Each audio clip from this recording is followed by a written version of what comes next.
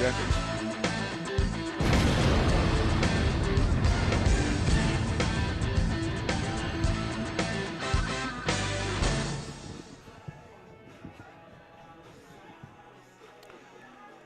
It's homecoming in the Pinelands, so welcome everyone to the Three Rivers Meat Company pregame show. I'm Jim Sewell. Alongside me here is Coach Chris Davis, and down on the sideline is our Southern Eye Care sideline reporter Josh Horton. In a few minutes, we will be introducing the homecoming court and crown the homecoming queen for 2023. And when that comes up, we'll turn it over to Dr. David Stapleton to take you through the homecoming activities. But tonight, the main event, football, will be kicking off at 7:30. Jeff Davis still looking for the first win of the season, Chris, facing the Cook Hornets. They're coming in 3-1 and ranked number 4 and with Class AA poll for the Journal-Constitution. So another tough, highly ranked opponent for the Yellow Jackets. It is, Jim, and, you know, they bumped down this year out of a AAA region. They've had some tough competition up there. Coming down AA, they're doing a good job. Their one loss this year has come to Valdosta, 7-34 loss on the scoreboard.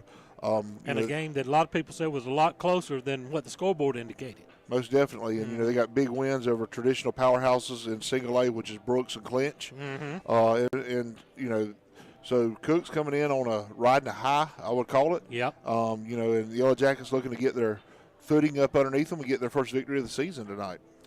They are ranked number 4 in the Journal-Constitution poll. The last time they were ranked in the top 10 was back in 2012.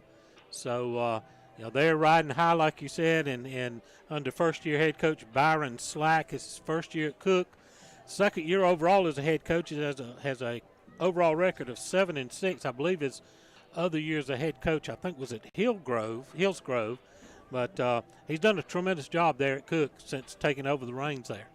He has, and, you know, he's done a good job of keeping what was there, you know, give them to buy into coming to Single A, AA, and looking at this new region.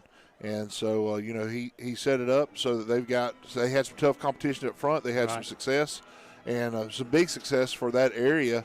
You know, Brooks County and Clinch, anytime you can beat them is definitely some momentum. And they're going to put the ball in the air tonight. They're going to try to throw it around and pick us apart piece by piece. And hopefully, with our week off, we'll be able to adjust and stop those plays from happening. Yep. So it's going to be a full-wide attack tonight. First region game for both teams, Region 1 AA opener. Jeff Davis' first year in Region 1 AA. We haven't been in this region since 1971. The last 18 seasons we were in Region 2 AA. Cook is in their third season moving down to AA after spending 6 years at AAA. So we're going to see some unfamiliar faces. The last time we played Cook was in 1995, a game Jeff Davis won by a score of 20-0. But Cook leads the overall series, 10 wins against 4 losses. So a tall task again for our Yellow Jackets. The key, though, we've got to find a way to get off to a fast start and not fall behind and have to play from behind the entire night. That is it, Jim. And, you know, we got to also be able to control our emotions. You know, we eliminated some of the big mistakes that we had against Swainsboro when we went down to Metter. We didn't put the ball on the ground, didn't have the interception, didn't have the turnovers.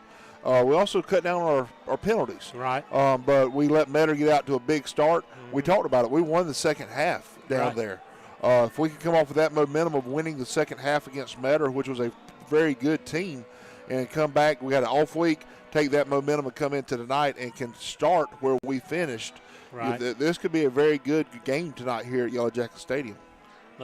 Pride of the Pinelands band is assembling across the way, and we'll have homecoming activities going on here very shortly.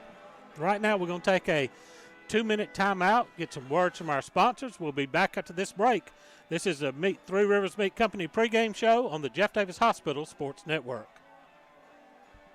Jeff Davis High School would like to thank the following alumni sponsors for their support of Yellow Jacket Athletics: Sweet Teas, Flowers, Gifts, and Custom Framing, Laney Internal Medicine Group, Lumber City Drugs, Cotton Partners, The Bedroom Store, Hazelhurst Auto, Pig Out Barbecue, Southern Roots Salon, Stone's Machine Shop, Comfort Zone Heating and Air, Whitfield Breedlove, South Georgia Dentistry, Coleman Tire and Auto, Mulvey Outdoors, Water Service Center, Ragland Timber, Pallet One, McPherson Manufacturing, Renaissance Bank, Family Healthcare Connections, Davis Farm and Garden, Theater of Hazelhurst, Jeff Davis County Farm Bureau, and Bridgeford Church of God.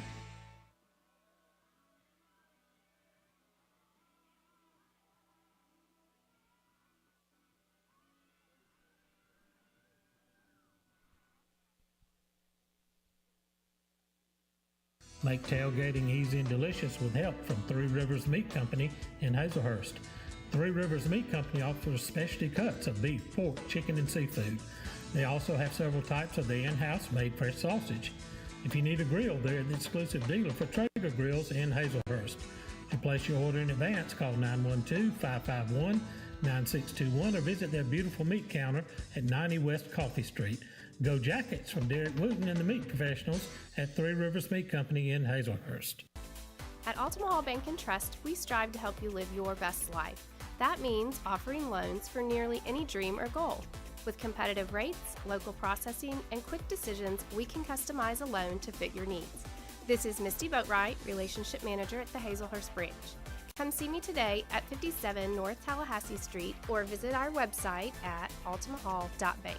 And let's work together to achieve your financial goals. Member FDIC, Equal Housing Lender. The Bank of Hazelhurst is Jeff Davis County's only locally owned and operated bank, serving their friends and family since 1906. They offer a wide array of services, including personal, commercial, and electronic banking services, along with mortgage and ag lending. For more information on the services they offer, call them at 912-375-4228. Download their banking app or contact them online at bankofhazelhurst.com. The Bank of Hazelhurst. When others have their branches, they have their roots.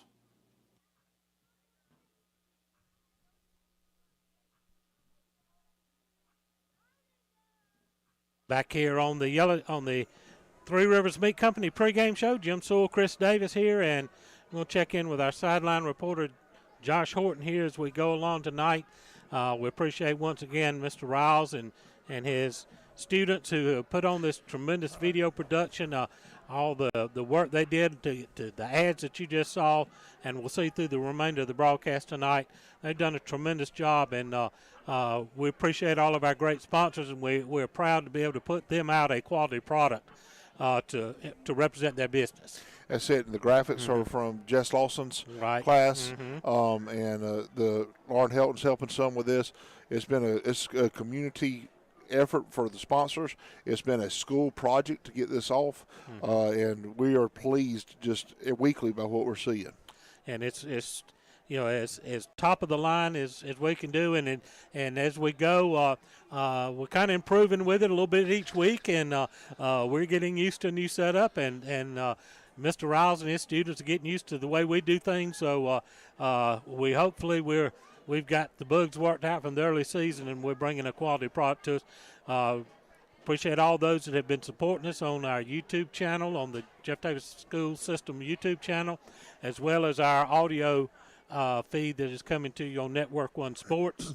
So we appreciate all that.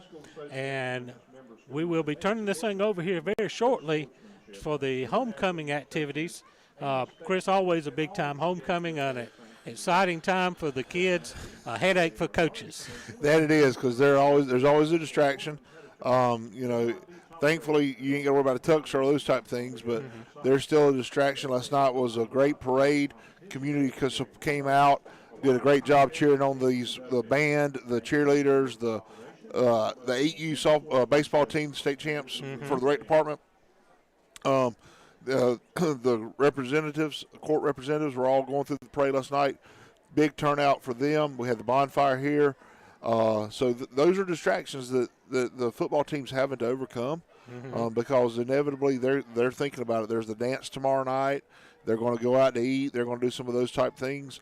And so, from a coach's side, it is a headache because there's so many other things going on besides just football. And trying to get the players to focus on the game and go through practice. I know Coach Helton said he had to have a come to Jesus meeting one day this week at practice, but hopefully that's got them focused for a big night. Let's go ahead and turn it over to our PA announcer, Dr. David Stapleton, as we go with the introduction of the homecoming court.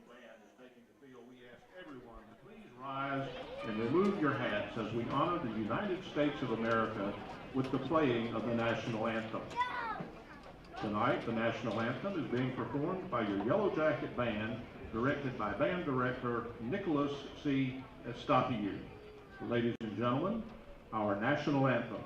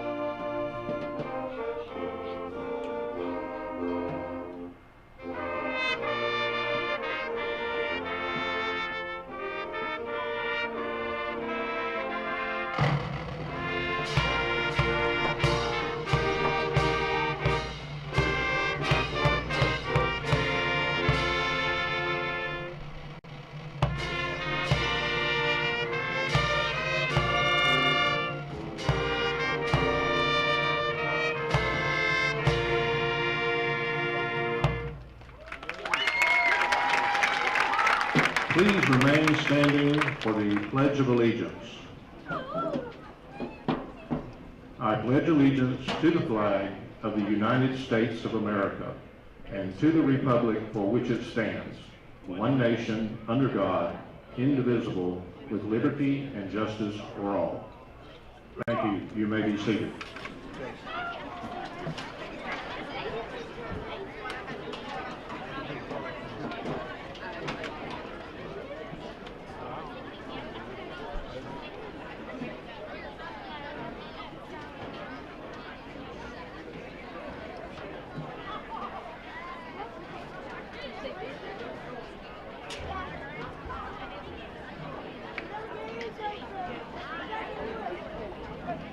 At this time, we take great pleasure in introducing the Jeff Davis High School homecoming court.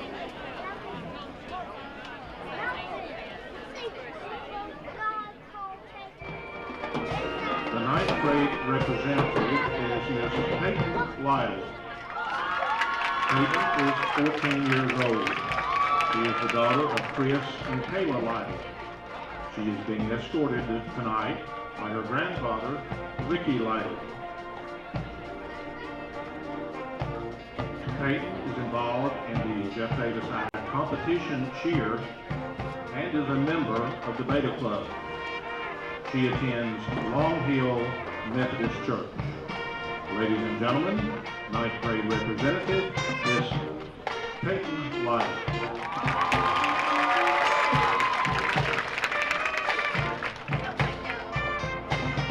Introducing the 10th grade representative, Ms. Natividad Escobar. Natividad is the daughter of Anastasio Escobar and Aurora Diaz. She is being escorted tonight by her brother, Andy. Natividad is a member of Drama Club and the French Club. She is also in our band and the pride of the Pinelands and performs with the Jeff Davis Auxiliary. Ladies and gentlemen, 10th grade representative, Ms. Natividad Escobar.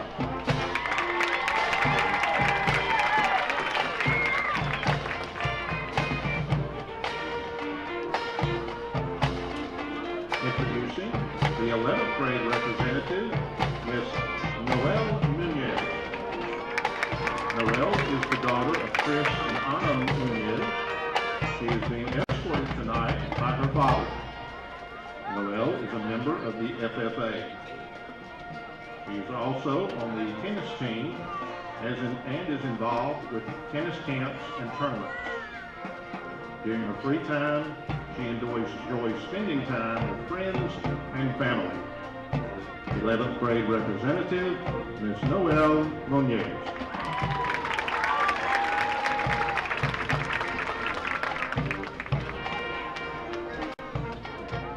I will now introduce our senior representatives. Introducing Senior Representative Ellie Grace Acock. Ellie Grace is 17 years old. She is the daughter of Mandy and Tracy Rowley. Ellie Grace is being escorted by her stepfather, Tracy Rowley. She is an active member of the Beta, Student Council, the swim team, and the soccer team. Ellie Grace attends First Baptist Church. Her future plans are to attend Georgia Southern University and to pursue a pathway to becoming a nurse practitioner. Later, her goal is to attend law school and specialize in medical malpractice. Ladies and gentlemen, Senior Representative Ellie Grace Acock.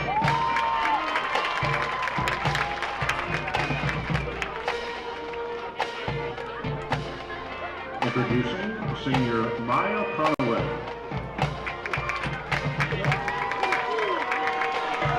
Maya Conway is 18 years old. She is the daughter of Jody and Adam Kite. She is being escorted tonight by her father. Mia has been a part of competition cheer for the past 7 years. After graduation, Maya plans to attend Valdosta State University and to pursue an education in sports medicine. She also plans to continue her love for cheer with the VSU cheer team. Ladies and gentlemen, Senior Representative Ms. Maya Conway.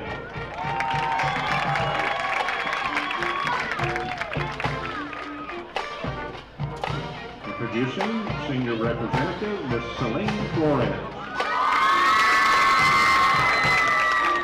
Celine is 18 years old.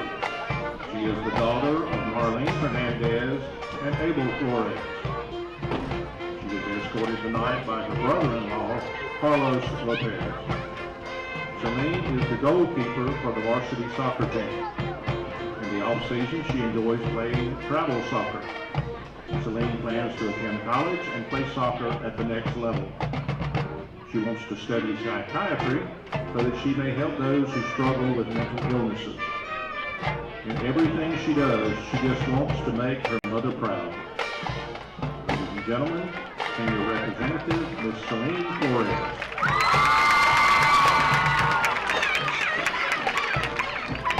Introducing Senior Representative Ms. Jasmine Marie Guerrero. Jasmine is 17 years old. She is the granddaughter of Placido and Maria Lopez.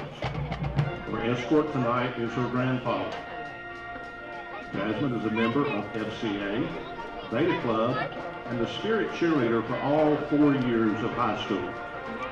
She is a member of the Hazelhurst First United Methodist Church. After high school, Jasmine plans to follow her dreams and attend college to study to become a teacher. Ladies and gentlemen, Senior Representative Ms. Jasmine Marie Guerrero.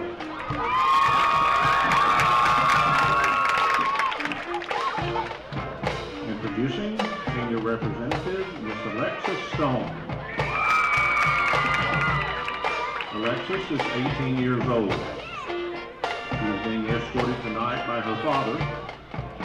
She is the daughter of Heather Carter and Brian Stone. Alexis is a member of Color Guard, the Drama Club, and she attends the Hazelhurst Church of God. After high school, Alexis wants to go to Valdosta State and study performing arts. Ladies and gentlemen, Senior Representative Ms. Alexis Stone.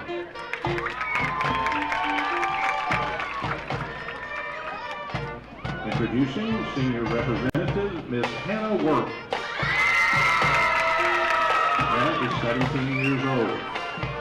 She is being escorted tonight by her stepdad, James Drawdy. Her parents are Jamie Darley and John Work. Hannah is a part of the Spirit Cheerleading for Jeff Davis High School. high school, Hannah wants to attend Georgia Southern to earn a degree in nursing. Ladies and gentlemen, Senior Representative Ms. Hannah Work.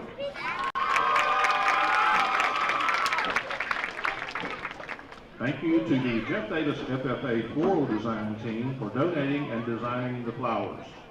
Also a huge thanks to Ms. Beth Davis for making the lovely sashes for each queen.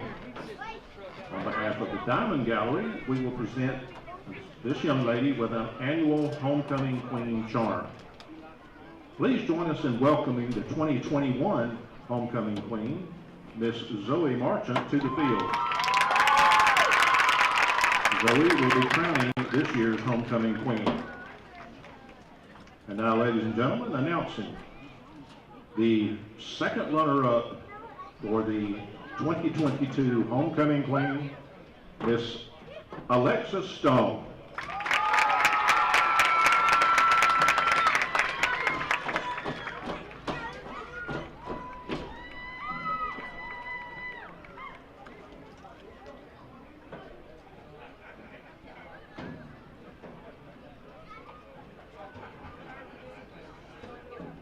Announcing the first runner-up, Miss Ellie Grace Acock.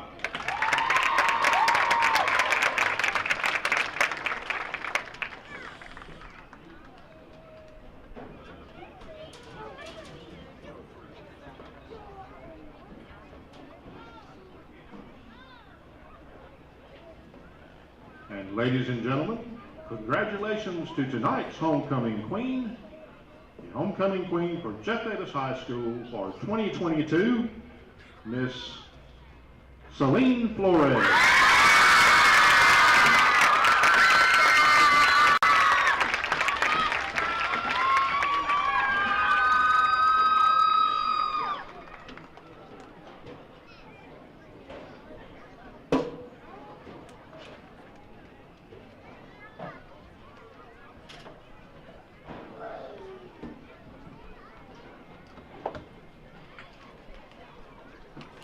There you have the announcement of the Homecoming Queen in court. Congratulations to Miss Celine Flores, the 2022 Homecoming Queen. Congratulations to this Homecoming Queen, Miss Celine Flores, and her Homecoming Court. I want to thank Dr. David Stapleton for his fine work there to announcing the Homecoming Queen in her court. Congratulations to all the young ladies who represent us tonight, and tell you what, that's a nice group of good-looking young ladies out there on the field. Yes, Jim, it is. They do a fantastic job of still honoring this age-old tradition. Mm-hmm. They get dressed up. They wear the formal gowns. Dads dress up well. Yeah, they do. They go out. They get their suits. They get their hair cut. They got the little corsages on, and they come out. It is a special event. It's something special that these girls will always remember, and their escorts as well. So congratulations to these fine ladies for being selected to represent their class. All right, we're going to take a 2-minute timeout, get some words from our fine sponsors. This is the Three Rivers Meat Company pregame show on the Jeff Davis Hospital Sports Network. Make the switch to Mitch. Since their founding in 1968, the Beasley Group has become a vertically integrated leader in the forest products industry, and this growth has made them the largest hardwood sawmill in the United States and North America's foremost producer of crane mats and timbers for the energy transmission, utility, and construction industries. The Beasley Group is proud to be members of the Hazelhurst and Jeff Davis County community. They are also proud supporters of all Jeff Davis High School sports. Go Jackets from the Beasley Group. Make the switch to Mitch for all your over-the-counter and prescription medicine needs. Take advantage of their drive-up window, curbside, and delivery services. The health of you and your family is their priority. Make the switch to Mitch, located at 5 East Coffee Street in Hazelhurst, Monday through Friday from 9 to 6 and 9 to noon on Saturday. Give them a call at 912-699-3784 and make sure to follow them on Facebook. C&H Creative Flooring can make your floors beautiful. They are this area's foremost experts when it comes to concrete grinding, polishing, crack repair, and epoxy coatings. They offer hundreds of color epoxy flake systems to choose from, custom metallics, neat coats, inlaid emblems, and much more. Whether it's your home, garage, man cave, pool deck, sidewalks, porches, or carport, let us help you make it gorgeous, safe, colorful, and skid resistant. Call Daryl Hutto at 912-381-9037 or Cody Carter at 912-592-5493 or message them on Facebook. EP American Footwear in Hazelhurst is proud to be a part of the Hazelhurst Jeff Davis community and are proud sponsors of all Jeff Davis County sports. If you're looking for a great job with a great company, they are hiring for all shifts. You can apply in person Monday through Friday, 8 to 5 at 10 North Gill Street in Hazelhurst. Go Jackets from all the folks at EP American Footwear of Hazelhurst. Go Jackets!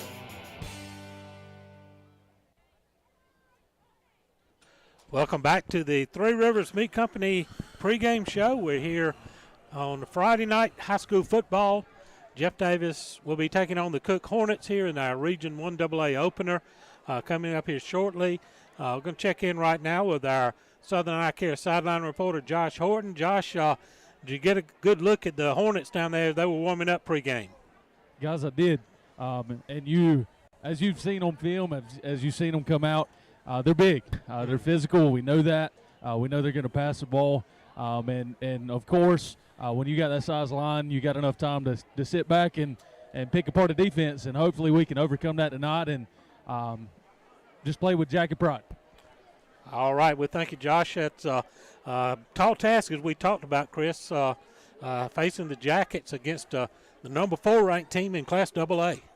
Yeah, Jim, and just, Josh talked about it, big lines going to kind of stymie us there at the point of contact. I know Coach Cravey and the defensive coaches have been working all week. Your situation here is I know they're going to be doing some stunting up front, trying to open up, get some gaps going, get some pressure in, but you don't want to get caught bringing in your linebacker or somebody off the edge, and that be the alley that the quarterback's going to throw to. So here at the beginning of the game, it'll be interesting to see how we kind of pan out, see what's got going on, but it won't take us long for us to hopefully pick up a tendency. They will spread us out. They will throw it a lot, but they also have a dynamic running back, junior Jatorian Kennedy. He's 6'1", 178 pounds, and he is quick as a cat. And if he gets the corner, it's going to be tough to chase him down.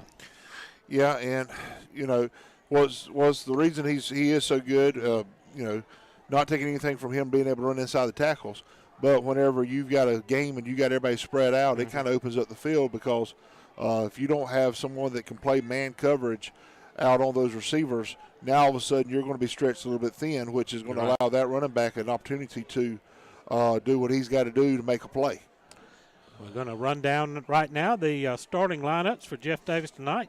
Chris Davis is going to give you the starters on defense. On defense, we got two defensive ends tonight. We got senior number 33, Ty Weaver, anchoring one end, and on the other end, we've got a freshman, number 88, Jonathan Bohannon. Our defensive tackle tonight is a sophomore, number 62, Ian McDaniel. Nose guard is number 75, senior, William Cravey. Your outside linebackers tonight are both freshmen, number 2, Carter Galbraith, and number 5, Lamonte Deeds. I think they got that one. I think Deeds actually, apologize there, is a senior. Okay. Got a mistype there. Two inside linebackers, both seniors, number 10, Peyton Laney, and number 47, Landon Robertson. Two cornerbacks, sophomore, number 3, Jude Worthington, and junior, number 17, Elijah Phillips. Free safety tonight is senior, number 6, Terrence Clemens. And some good news for the defense tonight. We're going to get Carter Mullis and Amarian Mitchell will both be able to get back in some action. They won't be going full time tonight, but they're going to get them back acclimated into playing after a couple of long layoffs due to injuries, and that'll be a big help to the defense. It will be, Jim, but as I was sitting there calling off freshman Carter Galbraith and Jonathan Bohannon, I remember up at Metter when those two got put in, Galbraith did a great job keeping his outside contained a couple of times as a freshman in a big game, and Bohannon was able to get some pressure in on the quarterback at Metter. So with those things being said, even though they're freshmen, they got some game time, and they they're impactful players. They after 4 tough games, they're not freshmen anymore. No, sir. No way, shape, form, or fashion. Let's get you the starters for the Jackets on offense. Across the offensive line, beginning at left tackle, will be senior, number 75, William Cravey. At left guard, a junior, number 52, Brian Reyes. Center, junior, number 66, Trey Ray. At right guard, senior, 65, Lane Powell. At right tackle, number 70, Lewis Baker. Also, Lewis is a junior, I'm sorry. The tight end is number 18, junior, Wesley Brown. The wide receiver will be sophomore, number 3, Jude Worthington. They're starting at the 2 wingback positions, a pair of seniors, number 10, Peyton Laney, and number 6, Terrence Clemens. At fullback, sophomore, number 23, Gavin Coleman, and your starting quarterback tonight, sophomore, number 16, Colby Beach. And those are your starters for the Yellow Jackets on offense tonight as we get set for action here in the first Region 1 AA game for Jeff Davis since, 1971? 1971 was the last time we were a member of 1AA. Yes, sir. And so a big thing here coming on tonight. Other region games tonight. Berrien County travels to Worth County, and a big matchup. Dodge County is at Fitzgerald. Yep. Fitzgerald, the number 1 team in the state. Dodge County, a traditional power. They've got off to a rough start this year. They're 1-3 on the season. They would be looking for a big upset tonight down in Fitzgerald. Yeah, I talked to one of their coaches today, Jim, and he said they picked up some of their bodies that were missing last couple games, and so they feel that if they can get some footing over there in Fitzgerald, that they're going to have an opportunity to make that game competitive. Right. They're actually kind of, I don't want to put words in their mouth, but kind of hoping to shock everybody if they can come out victorious, in which it would be a shock. It would. But they think they've got a good game plan in place to go over there, and they're hoping for a really good game over between them two tonight. Sumter County Rams are off tonight, so that's your rundown of Region 1 AA play. Some of the other games will be tracking on the McCarty Auto Parts scoreboard tonight. Wilkinson County travels to Portal. Coach Jason McKeachin has done a big turnaround in Portal. I think they're still undefeated on the season. And talking to my son Robbie, who works with the Bullock County school system, he says that he's gotten their whole school bought into his program, and he's turning out some tremendous results on the field. Yeah, Jim, we've talked about him each week. They got the big win the other day. Kind of breaking one of the winless streak they had going on. And the things that we saw, because it was on one of the Savannah stations, I saw a little clip from it. Just the community support, at the game, how everybody was excited. You're right. It's a fun little journey. If you haven't paid attention to them, just check them out. Yeah. Jason's doing a great job there. We're super excited to keep an eye on him this season. Other games of note in the area: Windsor Forest is at Vidalia, Richmond Hills at Coffee County, Tattnall County travels to Toombs County, Bryan County plays host to Telfair County, Jenkins is at Wayne County is at Jenkins rather. Bainbridge goes down to the Swamp to take on Ware County, and the GPB game of the week tonight, a big one in Class 7A. Grayson is at Lowndes down in the Concrete Palace down there in Valdosta. That's going to, I saw that posted there.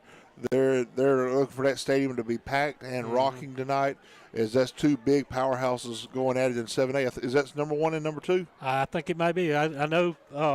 Buford's number 1. Buford's number 1. Lowndes is I think 5 or 6, something like that. So a big challenge down there up there in Class Single A down in Valdosta.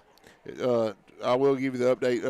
The Portal did lose to Bryan last week by 4 points. Okay. So they're 3-1 on the season. It was a tough loss for them there, but they're still rolling and doing a great job. So congratulations to Coach McKeachin on his fine job at Portland. We're pulling for you here in the Pinelands tonight to get back on the winning track. And the other thing we're pulling for is the Jackets to get on the winning track tonight. We are, and like I said, we're picking up those couple little key guys with Mitchell and Mullis. Hopefully, going to get a little bit of time in tonight in the game. we're going to try to come out. The game plans to slow down their passing game and put the pressure on the runner. Right. Make the running back beat us. And, we did that. We let the other week when we played Pierce, we let them become one. We let them be one-dimensional, beat us in the run game. We didn't make them throw the ball. And that's one of the things that tonight we're hoping to take away Cook County's passing game and make them run the ball at us. Their quarterback is a junior, number 19, Folsom. I can't read here in the dark. Drew Folsom. He is a 6'4", 168-pound junior. I'll tell you what, watched him in warm-ups. He is a typical drop-back style passer, long, tall, just can really spin the ball real well out to his receivers. Yeah, and he's got some talented receivers that'll go up and get the ball, Jim. They will, they've done a really good job of making him look good this season. Obviously here. So as we get ready, there we go. Let me get the captains here real quick for the Jeff Davis Yellow Jackets. You have senior number 47, Ross Powell. Let me make sure that's right. I messed that one up there. You have number 33, Ty Weaver. 47, Landon Robertson. I do apologize for that. Number 10, Peyton Laney. And number 9, Amarian Mitchell are your captains for the Jeff Davis Yellow Jackets. For the Cook County Hornets, your captains are number 11, Caleb Goins. Number 26, Kyle Davis. And number 58, Cody Spencer.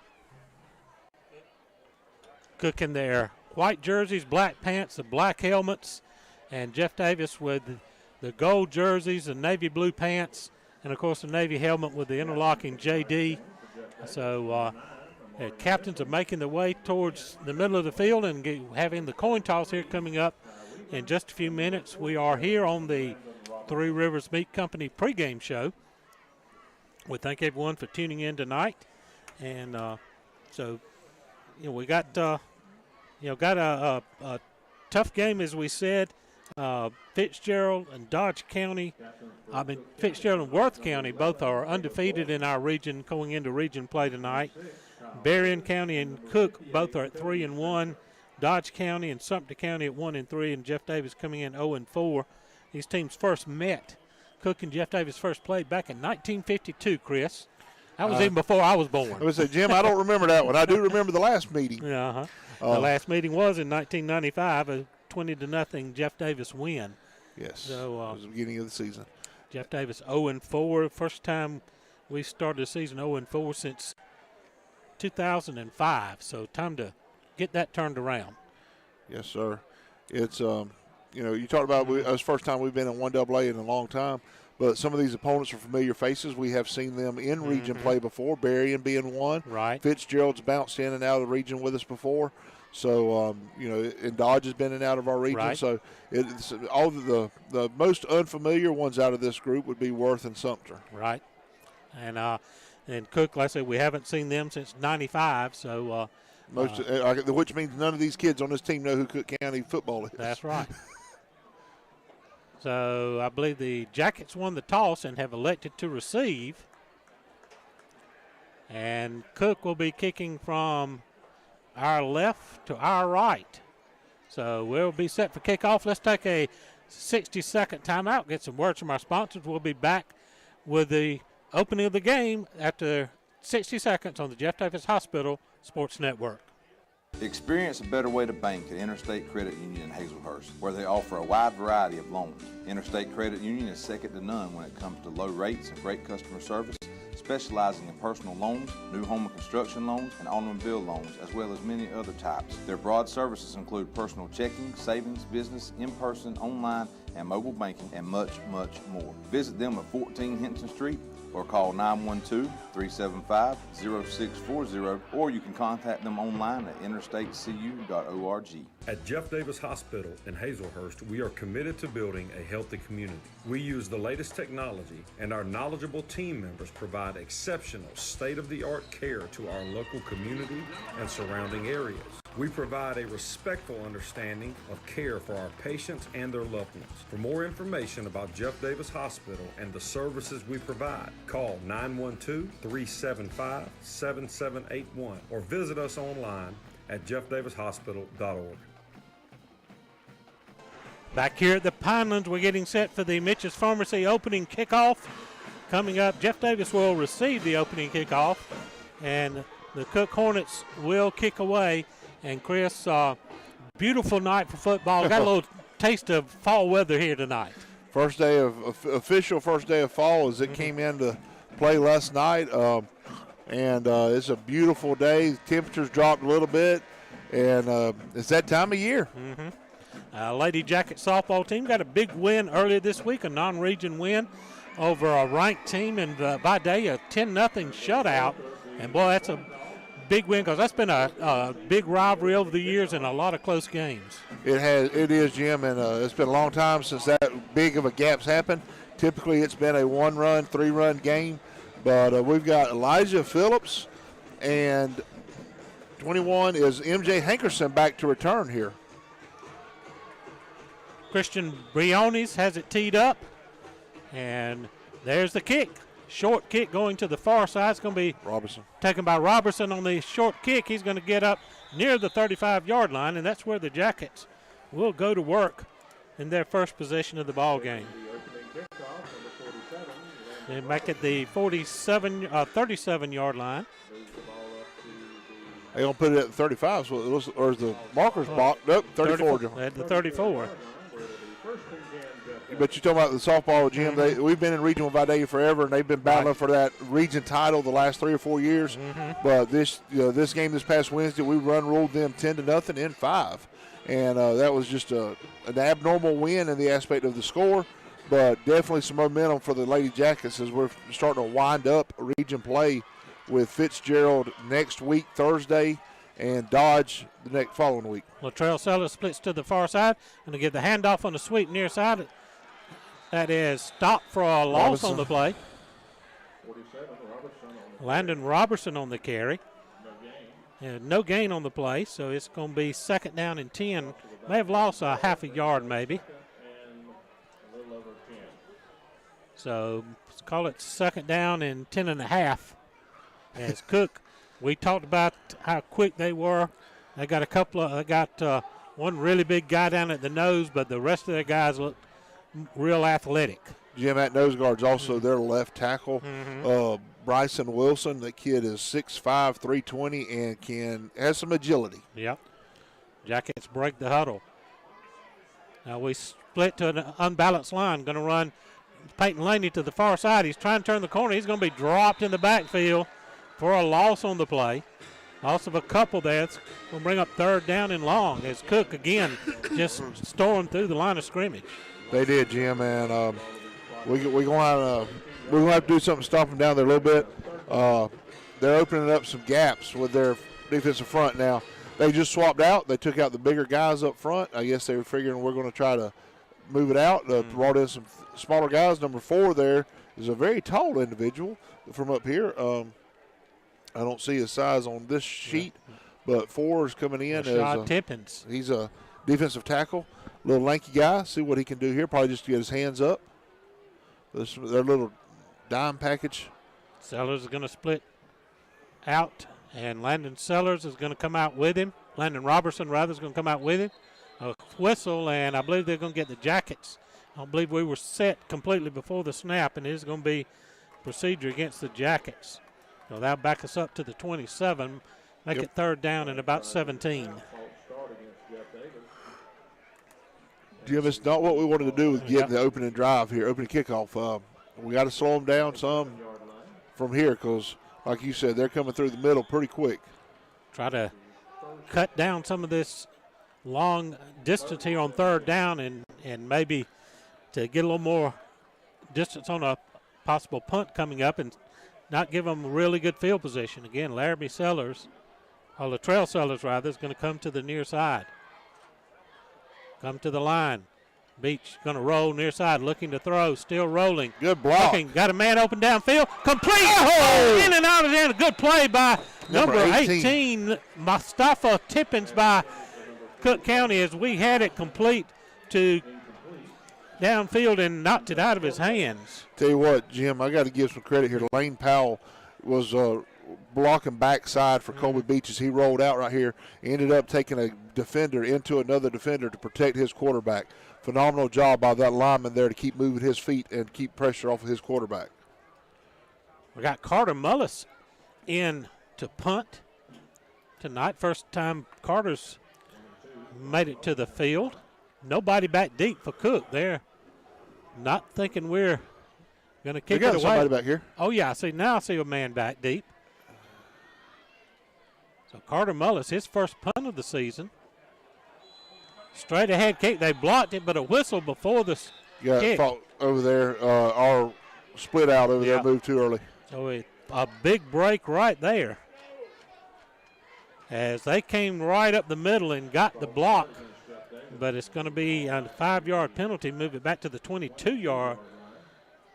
You know, as a coach, you never want to be excited about a block. A penalty. Right. But that one right there, you'll take. Tyler Covington is the man back deep for the Hornets. Like Carter may have taken another step or two drop this time. He's a straight-ahead punter. Let's run a man across the formation, low snap, and Carter has to avoid the rush, and he's going to be dropped down at the 15-yard line. And spotting him at 16. So Cook is going to take over in great field position with 9:32 mark here in the first period. Again, tried to do the rugby-style kick, but they would just somebody came untouched through the line and forced Carter to tuck it. And so 16. Be 1st and 10 for the Hornets at the 16-yard line. Not, like you said, not the way you want to start the game against this explosive team. No, sir. I'm going to send 2 receivers to the near side of the field. And 1 receiver to the far side. And running back Kennedy flanking Drew Folsom in the backfield. The junior quarterback takes a shotgun snap. We'll give it straight ahead to Kennedy. He's going to pick up a couple of yards before the Jackets stand him up. Be 2nd down and about 9. I gave him maybe a half a yard. Short yard brings up 2nd and 9. Be a long 9 for the. Everybody in tight now with 2 receivers either side. Send a man in motion, going to flip it out. Got a flag thrown as they're running the sweep on the end around. Oh, he threw it again. And we got another flag down on the sideline. So let's check out the laundry on the field. And we got a man down. He threw it and hit the player. Flag on the play.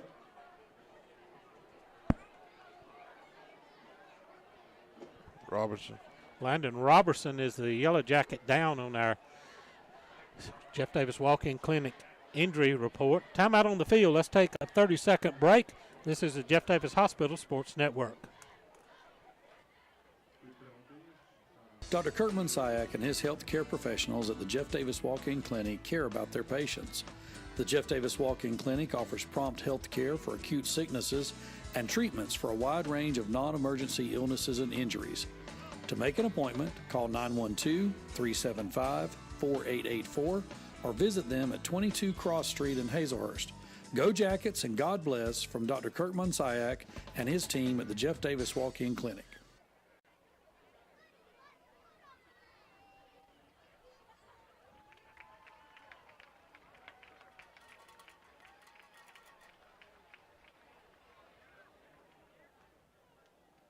Back here at the Pinelands, 2 penalties on the play. Both were against Cook.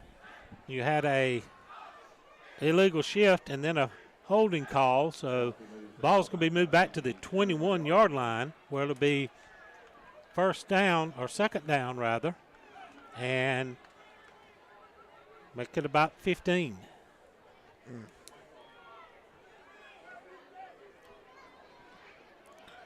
21. Going to send 2 wide to the left, 1 to the right.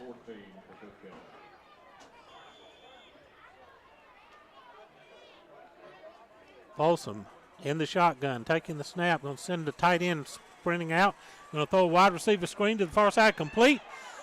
Down to about the 10-yard line, inside the 10, and be close to a first down. Giovanni Mitchell on the reception there. Number 9. They're going quickly as it's going to be 3rd down and 1 from the 9.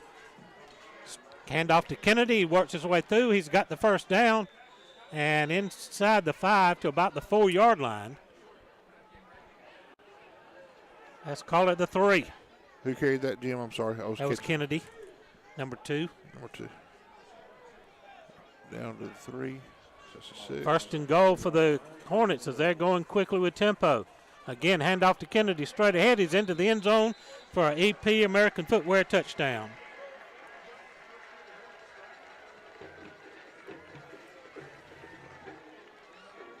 So quickly, the Hornets get on the board with 8:04 remaining in the opening period. And now they're on to attempt the extra point as they line up in a polecat formation. Christian Briones is listed as their kicker. Running it. And they're going to try to run it, but got a whistle before the snap. It was there too. And they snapped it sideways out to the group on the far side of the field, but there's an illegal procedure. So they'll back it up. And this kicker, Briones, has got a strong leg. I watched him in warm-ups, and he was hitting them from 35. We got a Williams Brothers Trucking Company timeout on the field. 8:04 remaining in the first period. Cook County 6, Jeff Davis nothing. 60-second timeout on the Jeff Davis Hospital Sports Network.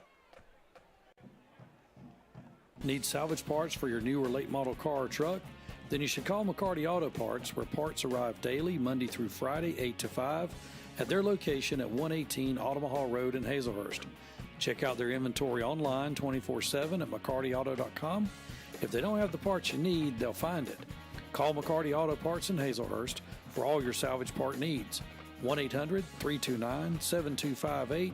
Go Jackets! Your eyes are your window to the world around you, and good vision is important to everyone. At Southern Eye Care, you can count on their expertise in treating all types of vision problems to help you see your best. From glasses to contact lenses, from surgical vision correction to treatment of eye disease and injury, their team is here to help take care of your eyes. Your vision matters at Southern Eye Care in Hazelhurst. Call them for an appointment at 912-375-2516 or visit them online at southernEyeCarePC.com.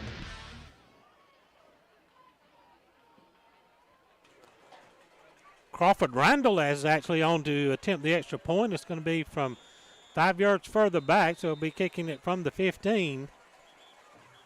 And we get another whistle. It appears they're talking about a mouthpiece, Jim. Mouthpiece, okay. Getting a warning there. Make sure they keep it in. Well, I watched both of these guys kick in pregame. They both have strong legs. Randall, under some pressure, gets it away, and it's up in. It's good. 8:04 remaining. Cook 7, Jeff Davis nothing. Another 30-second break on the Jeff Davis Hospital Sports Network. Williams Brothers Trucking is now hiring qualified CDL Class A licensed drivers with at least 2 years over-the-road tractor-trailer experience. Williams Brothers Trucking has an excellent benefits package. They have quarterly bonuses. They have great insurance. They offer flexibility as far as your work schedule.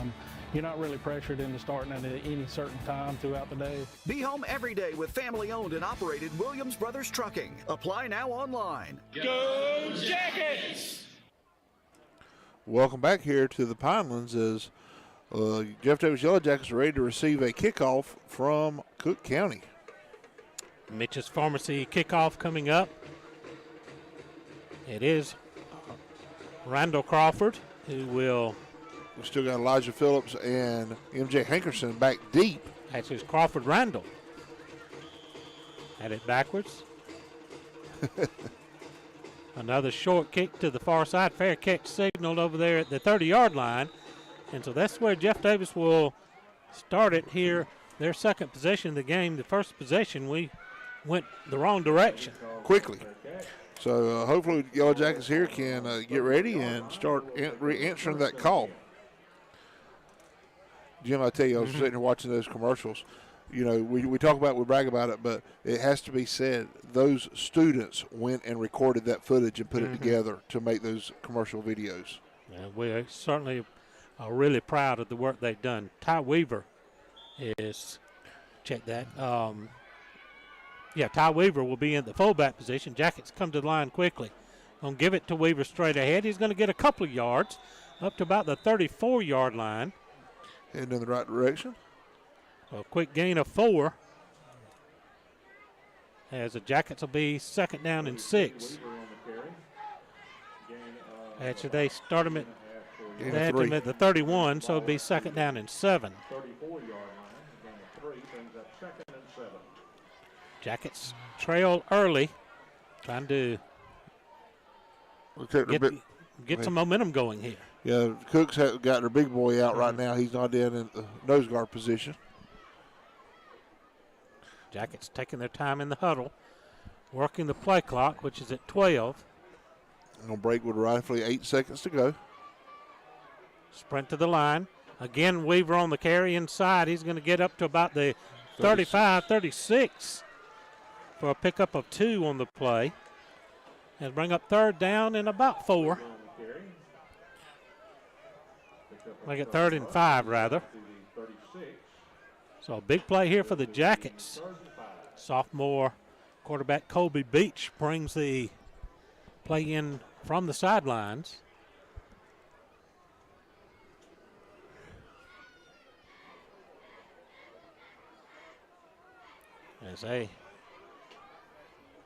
We were a little concerned. Trey Ray, was he going to be able to go tonight? He's in at the center position. He's battling some nagging injuries.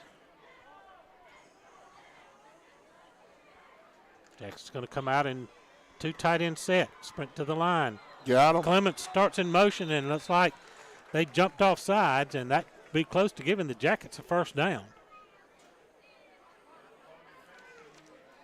And the one that jumped offside had to do a couple of up and downs right there in the middle of the field. It's going to be inches from a first down. Working discipline. They're going to look at measuring it here. Jim's Whitecap comes up to look. Yep, they called it third down. Third down and short. Got to go right at the big guy. Cook's bringing big boy in there, 71, but they brought in the others, brought the middle linebacker down to give them a 4 front with 2 defensive ends.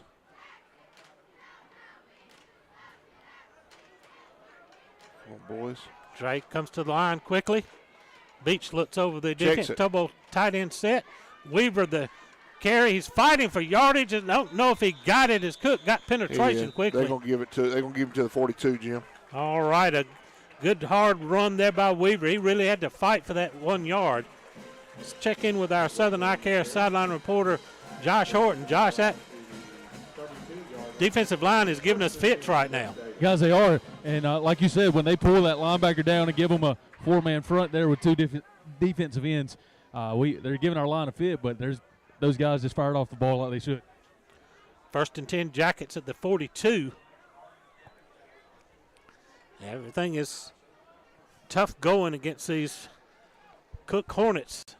But Coach Helton preaches you got to love the 4-yard play because 4 in the first can turn into 40 in the fourth.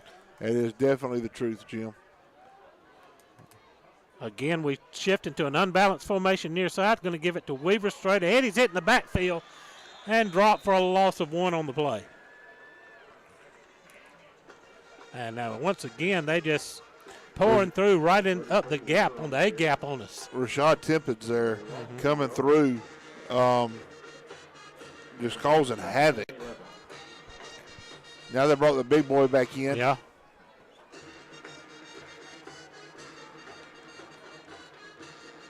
So it'll be second down and 11, 4:40 remaining in the opening period. Jackets trail by 7. on the McCarty Auto Parts scoreboard. At the quarter break, we'll get you some updates from some scores from around the area. Again, Jackets controlling the clock here, letting it get down to 10 before they break the huddle. Stay in a two tight end set. Clemens comes in motion. Going to pitch it out to Clemens deep. The pitch was high. Clemens is in trouble, and he's gathered it back in and dropped down for a loss all the way back to about the 32-yard line. Back at the 31, a loss of 10 on the play.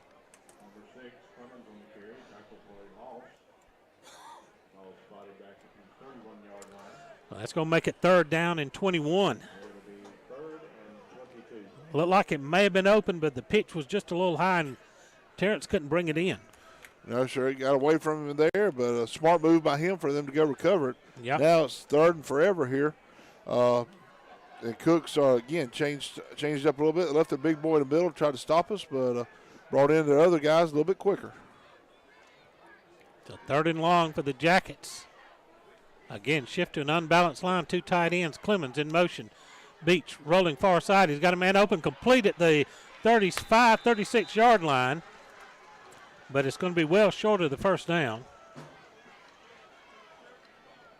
Complete the Weaver out of the backfield. It'll be 4th down and long, and the Jackets are going to, it looks like they should punt it away, and here comes the punt team. 36-yard line. And 4th and 17. Jonathan Bohannon is the long snapper. Carter Mullis in again to punt. And trying to get this way clean here. Got pressure last time. Get a good snap. Pressure, but he gets a kick away. It's going to hit at about the 41-yard line. Take a Cook bounce. Got a flag. A flag in the backfield. Did we get roughing the kicker?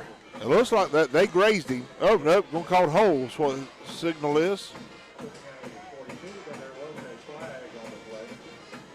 Holding against the Jackets. I'm assuming Cook will decline that. I was punt to the Cook 42-yard line. Well, come on, guys.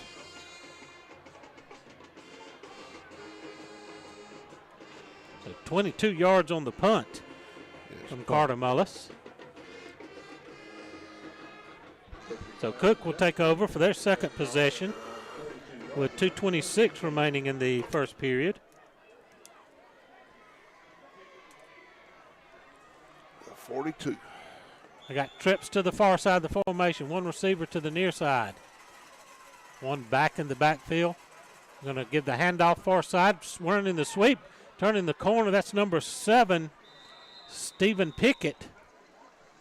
And he's going to be out of bounds. Close to a 1st down. Be across midfield to about the 49. Oh, they call and it it is a down. 1st down. Where do they? I'm at the 48. The official here in the middle of the field is standing at the wrong yard line. Pickup of 12 by Pickett.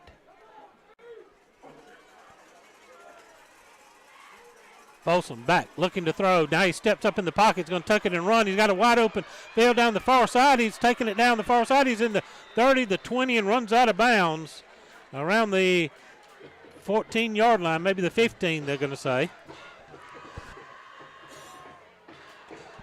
Chains moving down. Another 1st down for Cook County Hornets. Ball spotted on the 15-yard line. Folsom saw a wide open left side of the field and just tucked it and got what he could get. 1st and 10 for the Hornets at the Jacket 15. Give it straight ahead to Kennedy. Kennedy bangs in there, pushing the pile, and he's inside the 10 to about the 8.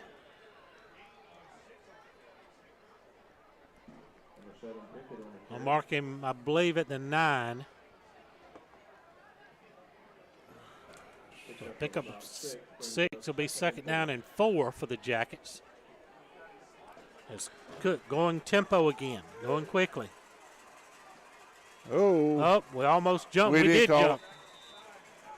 We did draw us off sides. Austin Daniel checking into the game. And it should make it 1st and goal for the Hornets down about the 4-yard line. They'll mark it at the 5, it looks like, half the distance. We'll mark it at 4. In the 4. 1st and goal, Cook had the jacket 4. Straight ahead to Pickett. He walks into the end zone untouched for the touchdown.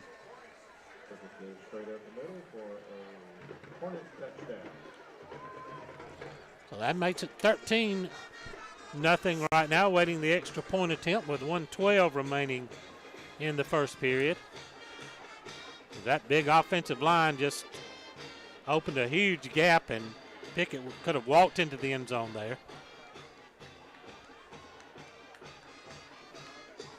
Crawford Randall in for the point after attempt.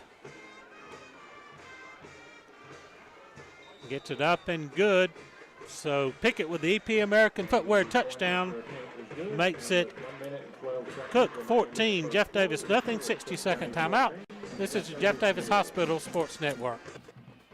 Silas Worth Monument Company offers factory direct orders for memorial designs to remember your loved ones. They can create one-of-a-kind computer designs or traditional monuments. You can choose your remembrance in beautiful granite, marble, bronze, or cremation monuments. Call Victor Worth and his staff today at 912-375-4587 or visit their location at 353 Alma Highway in Hazelhurst. Also visit them online at silasworthmonument.com. Make the switch to Mitch, not only for your prescription needs, but also for your gift needs. Visit Designs and More by Brandy, located inside Mitch's Pharmacy. Brandy offers all occasion flowers, silk, and fresh. Shop Designs and More by Brandy for gift baskets for that special someone, shoes by Corky, and jacket t-shirts for the entire family. They're located at 5 East Coffee Street in Hazelhurst, open 9 to 6 Monday through Friday and 9 to 12 on Saturday. Give them a call at 912-699-3784 and follow them on Facebook. Kick is coming in, going to be taken at the 21 by Hankerson. Hankerson leaps a player and is going to be driven out of bounds across the 35-yard line. Good hard run by Hankerson to get us up in decent field position here to start this drive. So we had brought some hands people in up to the second wave, and they kicked it back deep. And they're going to spot us about the 37-yard line. Make it the 38. Make that the 38-yard line. 1:07 remaining in the opening period. Jackets down 14-0.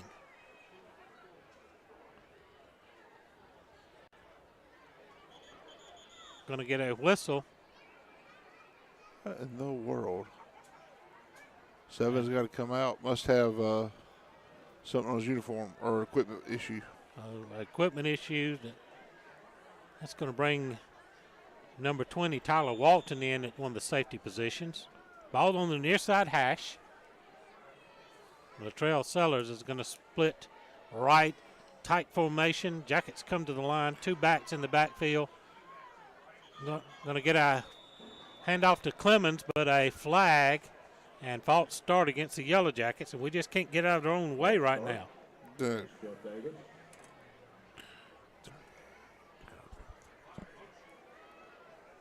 I'm just wondering if we're coming to the line so quickly. I guess he's saying we're not all set before the quick snap. No, and we've been doing good with it. It's just they're getting antsy. Penalty moves the ball back to the 33-yard line. It'll be 1st and 15 from the 33.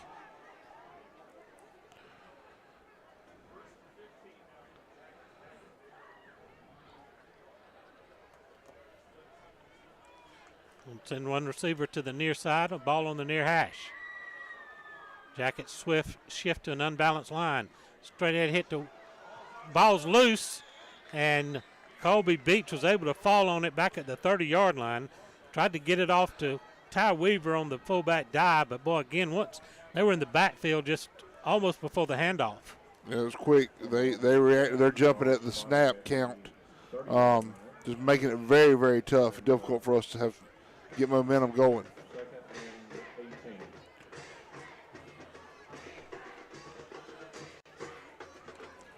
So it'll be second down and 18.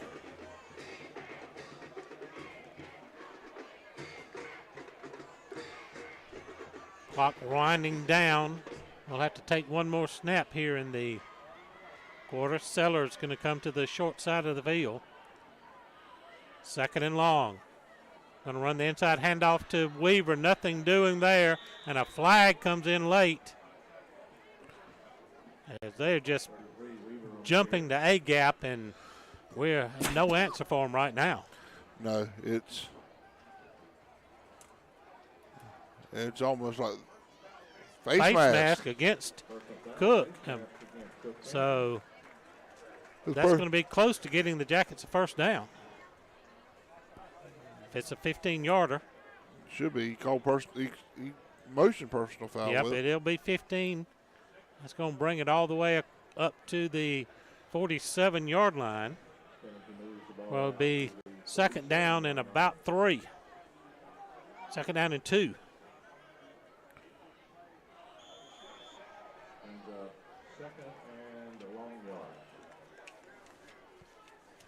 We're going to go to quarter here, Jim. Okay. That's going to be the end of the quarter. Your score after 1, Cook 14, Jeff Davis nothing. 60-second timeout. This is the Jeff Davis Hospital Sports Network. Make tailgating easy and delicious with help from Three Rivers Meat Company in Hazelhurst. Three Rivers Meat Company offers specialty cuts of beef, pork, chicken, and seafood. They also have several types of the in-house made fresh sausage. If you need a grill, they're the exclusive dealer for Traeger Grills in Hazelhurst. To place your order in advance, call 912-551-9621 or visit their beautiful meat counter at 90 West Coffee Street. Go Jackets from Derek Wooten and the meat professionals at Three Rivers Meat Company in Hazelhurst. At Altamont Bank and Trust, we strive to help you live your best life. That means offering loans for nearly any dream or goal. With competitive rates, local processing, and quick decisions, we can customize a loan to fit your needs. This is Misty Boatwright, Relationship Manager at the Hazelhurst branch. Come see me today at 57 North Tallahassee Street or visit our website at altamahall.bank. And let's work together to achieve your financial goals. Member FDIC, Equal Housing Lender.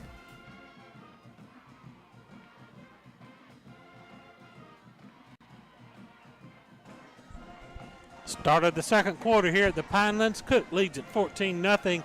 Jackets have it second down and 2 at the 47-yard line. So some scores on the McCarty Auto Parts scoreboard. Wayne County 6, Jenkins nothing, Pierce 7, Brantley nothing, Worth 7, Berrien 6 in a Region 1 AA matchup. Sellers is going to split to the near side of the field.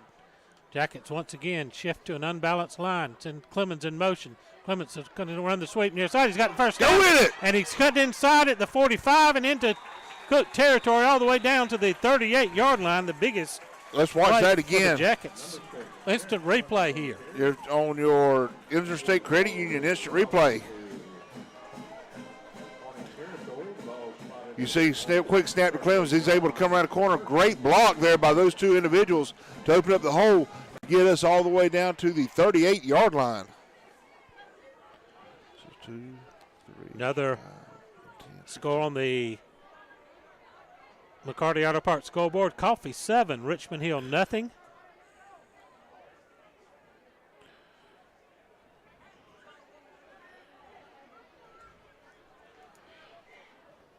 And that's all I've got up. A lot of the other scores that we had, Jim, are 0-0 right now still. So no other scores reported this time. Sellers comes split to the near side. First and 10 Jackets. Weaver gets the handoff straight ahead. He gets a good push from the offensive line. We finally get some push off that line. He's going to get across the 35 to the 34. Pick up a 4 on the play. Pushes the ball up to the 34-yard line. I'll get them a little bit offsides here. Hopefully we'll get in a rhythm. A big run by Terrence Clemens is giving us a spark here. And of course, the big play was the face mask penalty that got us in striking distance for the first down. Yeah, because otherwise we were long yardage to get the first down. Penalty helped get us close, and we were able to accomplish it. Sellers to the near side. Ball stays on the near hash. Come to the line again. Everybody shifts over. One balance to the left. Going to run Clements to the right. He cuts inside. He's going to be shy of the 30-yard line. 31. Pick up a 3 by Terrence Clemens. They saw a little seam inside, darted in there, but boy, Cook closed it quickly. Brings up 3rd down and about 3. Brings up 3rd and 3.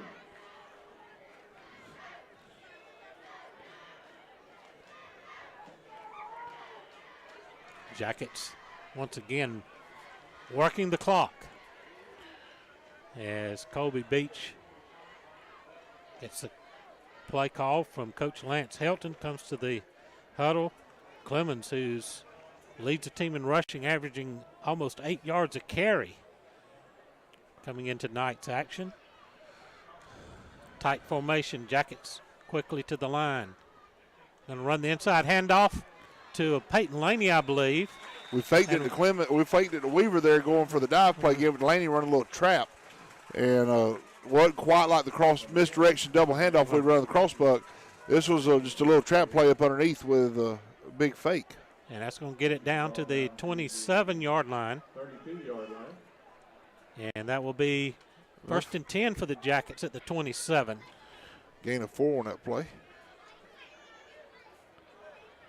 So it'll be 1st and 10, Jeff Davis. The Jackets pick up another first down, driving now into Hornet territory. All staying on this near hash. We've had some success running over here to the short side of the field.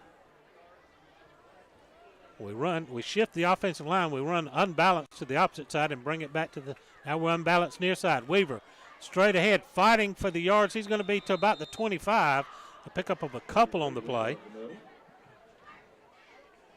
Ty Weaver running the load at fullback. He's a senior, and he's had 50 yards on 20 carries, averaging 2.5 yards a carry coming into play tonight. His bigger frame puts him in between the tackles. Those are tough yardage. Yeah, against that big offense. They don't have the real big guy in there, but they've got another guy that they swapping out the nose tackle, and both those guys are big and athletic. The Jackets, again, send Clemens in motion. Give it to Weaver straight up. Pitch it to Clemens late, and he's going to have a first down or right close to the first down, right on the 20-yard lines as he goes out of bounds. Had me faked off. I went for the fake on the fullback dive, and then a late pitch to Clemens. Going to pick up 5, bring up 3rd down and 2. Jackets down by 14 on the McCarty Auto Parts scoreboard, trying to answer here. 7:30 remaining in the first half.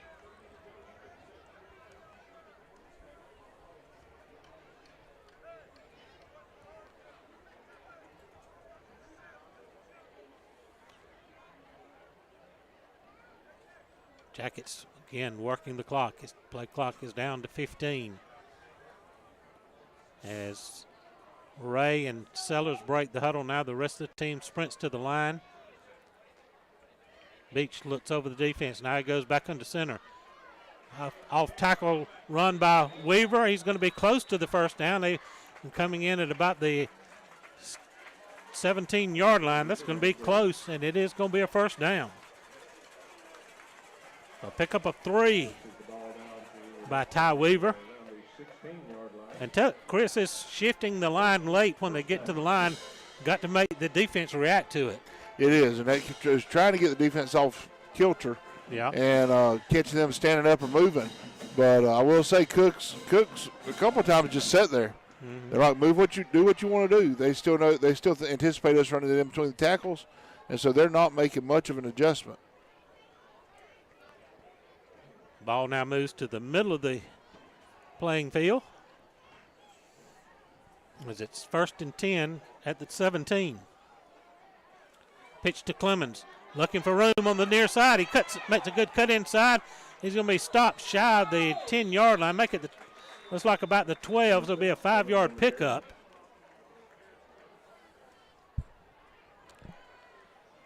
So a good run on first down. You get 5 on first. That makes it easier if you're not playing behind the chains. It gives you opens up your playbook a little bit when you got room to move around. Jackets trying to answer here in this opening game in Region 1AA against the number 4 ranked team in the state. Really want to put the ball in the end zone here with 5 and a half minutes to go in the second quarter. Again, ball's moved to the near side hash. We're going to be in a tight formation. Sellers is in tight. We come to the line with Clemens in the backfield. Going to run the inside handoff to Laney, but Cook follows that one, snuffed that one out that time, and be just a short gain on the play. May have lost a half a yard. They weren't fooled that time, Jim. Yep. They were sitting there waiting and wrapping him up as soon as he come in. Well, they did give him a yard to the 11. 3rd and 4. Ball about halfway between the 12 and the 11, so make it a long 4. The Jackets milking the clock. We're down to 4:40 remaining in the half. We'll be going to the Altamaha Bank and Trust halftime show this evening. Let you listen to the Pride of the Pinelands marching band. Recognize a couple of our game sponsors, Silas Worth Monument and C&H Creative Flooring. 3rd down and 4. Going to run the double handoff. Clemens drops the ball, and that's going to be a loss back to the 17-yard line. A loss of 6. Tried to run the double handoff and just lost the handle on it.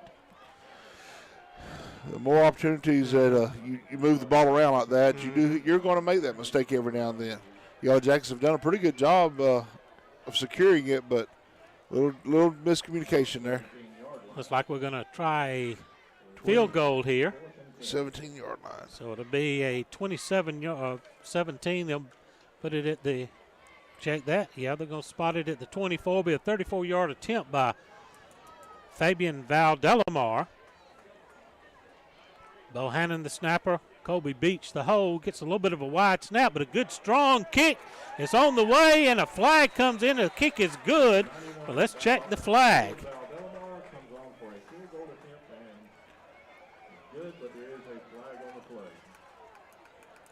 He had plenty of leg on that one, Chris. Yes, he did. It was a very beautiful kick to watch. A penalty is signaling against Cook. We're going to take points off the board. Not here late in the depends. I think they signaled towards Cook. Let's see. How many yards? Officials are still talking. One of them has the ball. If it's 10-yard penalty, we'll still be short by a half a yard or a half a foot. They're going to mark it down to the 9-yard line. So I guess we're going to go for it now. It'll be 4th down and about 2. And Jackets are going to take a timeout. Well, Cook's going to take a timeout. Williams Brothers Trucking Company timeout. 60-second break on the Jeff Davis Hospital Sports Network. The Bank of Hazelhurst is Jeff Davis County's only locally owned and operated bank, serving their friends and family since 1906. They offer a wide array of services, including personal, commercial, and electronic banking services, along with mortgage and ag lending. For more information on the services they offer, call them at 912-375-4228. Download their banking app or contact them online at bankofhazelhurst.com. The Bank of Hazelhurst. When others have their branches, they have their roots. Since their founding in 1968, the Beasley Group has become a vertically integrated leader in the forest products industry, and this growth has made them the largest hardwood sawmill in the United States and North America's foremost producer of crane mats and timbers for the energy transmission, utility, and construction industries. The Beasley Group is proud to be members of the Hazelhurst and Jeff Davis County community. They are also proud supporters of all Jeff Davis High School sports. Go Jackets from the Beasley Group. Back here at the Pinelands, where Cook leads at 14-0.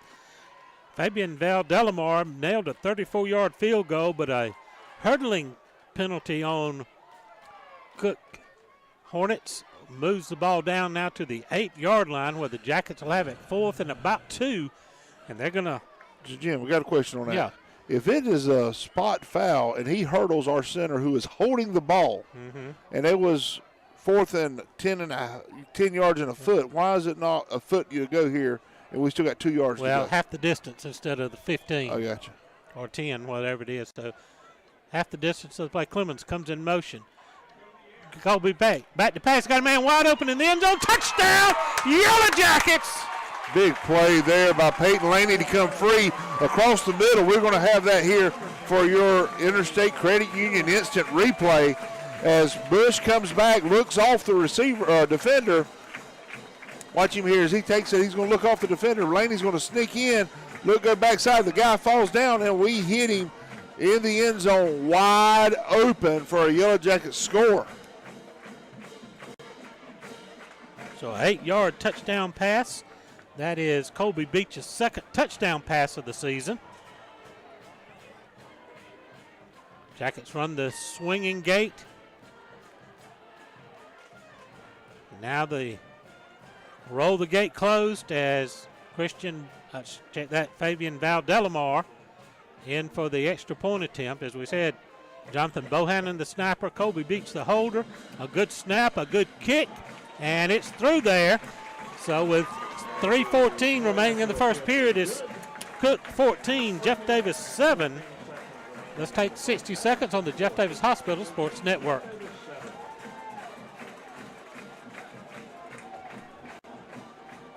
Make the switch to Mitch for all your over-the-counter and prescription medicine needs. Take advantage of their drive-up window, curbside, and delivery services.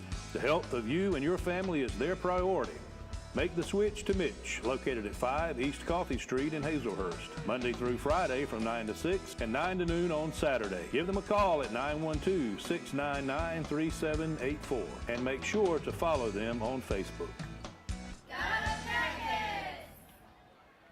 C&H Creative Flooring can make your floors beautiful. They are this area's foremost experts when it comes to concrete grinding, polishing, crack repair, and epoxy coatings. They offer hundreds of color epoxy flake systems to choose from, custom metallics, neat coats, inlaid emblems, and much more. Whether it's your home, garage, man cave, pool deck, sidewalks, porches, or carport, let us help you make it gorgeous, safe, colorful, and skid resistant. Call Daryl Hutto at 912-381-9037 or Cody Carter at 912-592-5493 or message them on Facebook.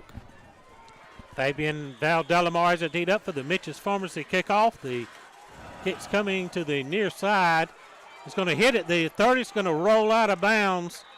What a bad break for the Jackets. It's going to roll out of bounds at about the 22-yard line as Cook just completely lost track of the football.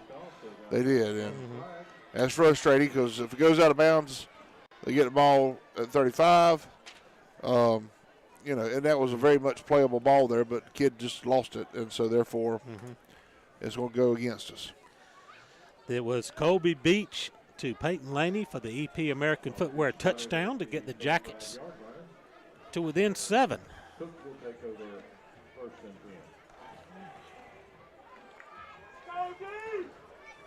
10. Omarion Mitchell now in the game at one of the defensive end positions. Carter Mullis also in at one of the linebacker positions. So it's a couple of guys who've had some tough injuries this season in action for the Jackets now on defense. Cook with 4 wide, 3 to the far side, 1 to the near side. Going to hand off straight ahead. And a good play by the Jackets. By Laney right there making a play. Right at the 35-yard line. And Jim, there's Mullis sit there at the other inside linebacker there, number 22. We were talking about him, man. We got Mitchell out there, number 9 at defensive end. We shifting, getting out here. Jude Worthington checks in the game, back to throw. Looking near side. The receiver falls down, but it was no chance to make a catch as that ball was well overthrown. So, Jim, we were very, very fortunate there that they did not call us we were trying to run a guy off the field, but they were going to no huddle. They gave us a little bit of time. He was still at the numbers coming off as they snapped that ball. 3rd and 10 for the 3rd and 9.5. As they're going to spread everybody out there 5 wides, empty backfield. Folsom all alone in the shotgun. It's a snap. Going to come inside. Screen pass is complete across the 45 to the 47 for first down. That was Laney with the tackle there. Tyler Walton, number 20 on the catch. But that's going to move the chains for the Hornets. They had a little bunch formation out here, and there's just a little tunnel screen to the wide receiver, and that's going to move it to the 47. 48. 1st and 10 Hornets, 48. 12 yards on that. 2 far side, 1 near side. Going to give the handoff straight ahead, and we're going to hit him right at midfield. That was Deeds on the tackle. Deeds on the tackle as they pick up 2 on the play. Number 9, good one on the carry. And 2 yards. Ball started right at midfield. That was Stephen Pickett on the carry for the Hornets. Now they're going to send twins to either side of the formation. Trying to get the Jackets to jump. Now looks back to the sideline. We got a 3-down lineman. We've got 8 in coverage. Gonna give it to Pickett. He's gonna crash in there. He's gonna get the 45, pick up a 5 on the play. That was Kennedy on the carry there. Kennedy, rather. Jim, they'll rotate them on that real quick. They rolled in 9 a while ago to run. 7's running. 45. 3rd down and 4 for the Jackets. Kennedy's going to stay in at the running back position. They're going to have, looks like, trips to the right, single receiver to the left. Ball in Jacket territory, 3rd down play for the Yellow Jackets. Folsom back, plenty of time to throw. Now he's flush on the pocket. We get a flag. That could be a hold. He's going to have the first down, run out of bounds. We're going to get a flag on a play out of bounds, a late hit on the quarterback as he ran out. And this could be interesting. We believe we got a hold on the first flag and then maybe a dead ball late hit. And we'll have to sort this one out. The clock stopped with 1:06 remaining in the half. Got holding and then a personal foul, a dead late hit. And are they on offset or are they going to have to mark them off? It was one a live ball, one a dead ball.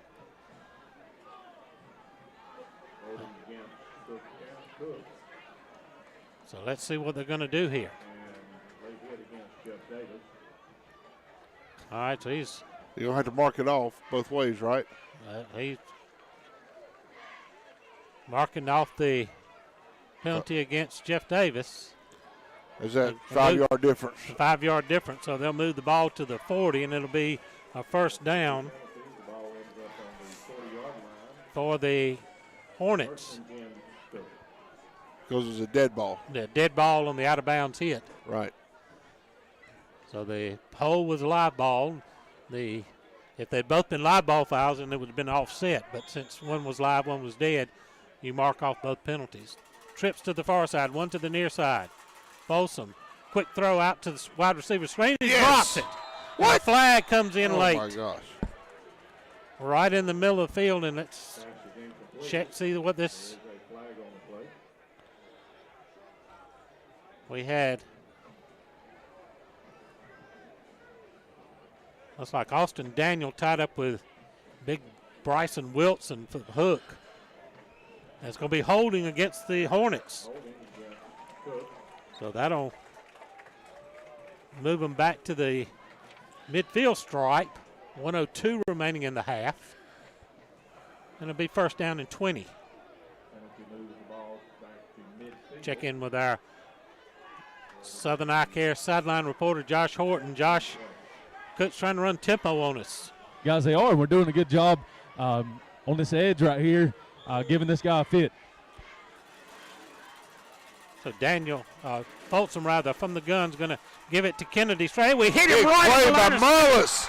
Carter Mullis showing he's ready to play some football as he's going to hit him right at the line of scrimmage. I mean, no gain on the play. They second down and 20. Huge play by Mullis to get free as he came through. Mullis and Peyton Laney, the two inside linebackers. Mullis comes up to the line showing blitz. Laney also stepping in there. Now they back off. Folsom back. Laney coming on a blitz. Screen again. Screen inside, near side. Tackle there by number 62, Ian McDaniel, after the short gain on the play. A big play by McDaniel to trip that one up, and that moved it down to the Jacket 46-yard line to pick up a 4 on the play. And Cook's going in a hurry with 8 seconds remaining, trying to get one more snap. Now throw it to the end zone, going to go over the middle, complete, and hit it. Big hit. Let's see if we can see that by Terrence Clemens on instant replay. Way to end the half with Terrence Clemens making a huge tackle here in open field. Wraps him up and drives right through him. Guys, here with Coach Helton on our halftime show. Coach, a few things to overcome in the first half, first quarter. Coming out strong. You talk about it every week. This is what you're looking for in these guys. Well, I don't know if we came out strong. We looked like a three-legged dog trying to win a race there early. But I thought our kids battled, and that's the number one thing. When you hang around and you fight and you play our kind of football, you give yourself a chance to compete in the fourth quarter for a win, and that's what's the most important thing to me. We got to go in there and make some adjustments. They're explosive on offense. They can score at any point in time, and we just got to remain honest. But I love the way our kids are playing. It's a great homecoming environment. Let's see what can happen in the second half. Good luck in the second half, Coach. Coach Lance Helton with our Bank of Hazelhurst coaches interview here at the half. Cook 14, Jeff Davis 7. We're going to take a 2-minute timeout. We'll be back with the halftime show on the Omaha Bank and Trust halftime show. Back after 2 minutes on the Sports Network. Hazelhurst is proud to be a part of the Hazelhurst Jeff Davis community and are proud sponsors of all Jeff Davis County sports. If you're looking for a great job with a great company, they are hiring for all shifts. You can apply in person Monday through Friday, 8 to 5 at 10 North Gill Street in Hazelhurst. Go Jackets from all the folks at EP American Footwear of Hazelhurst. Go Jackets!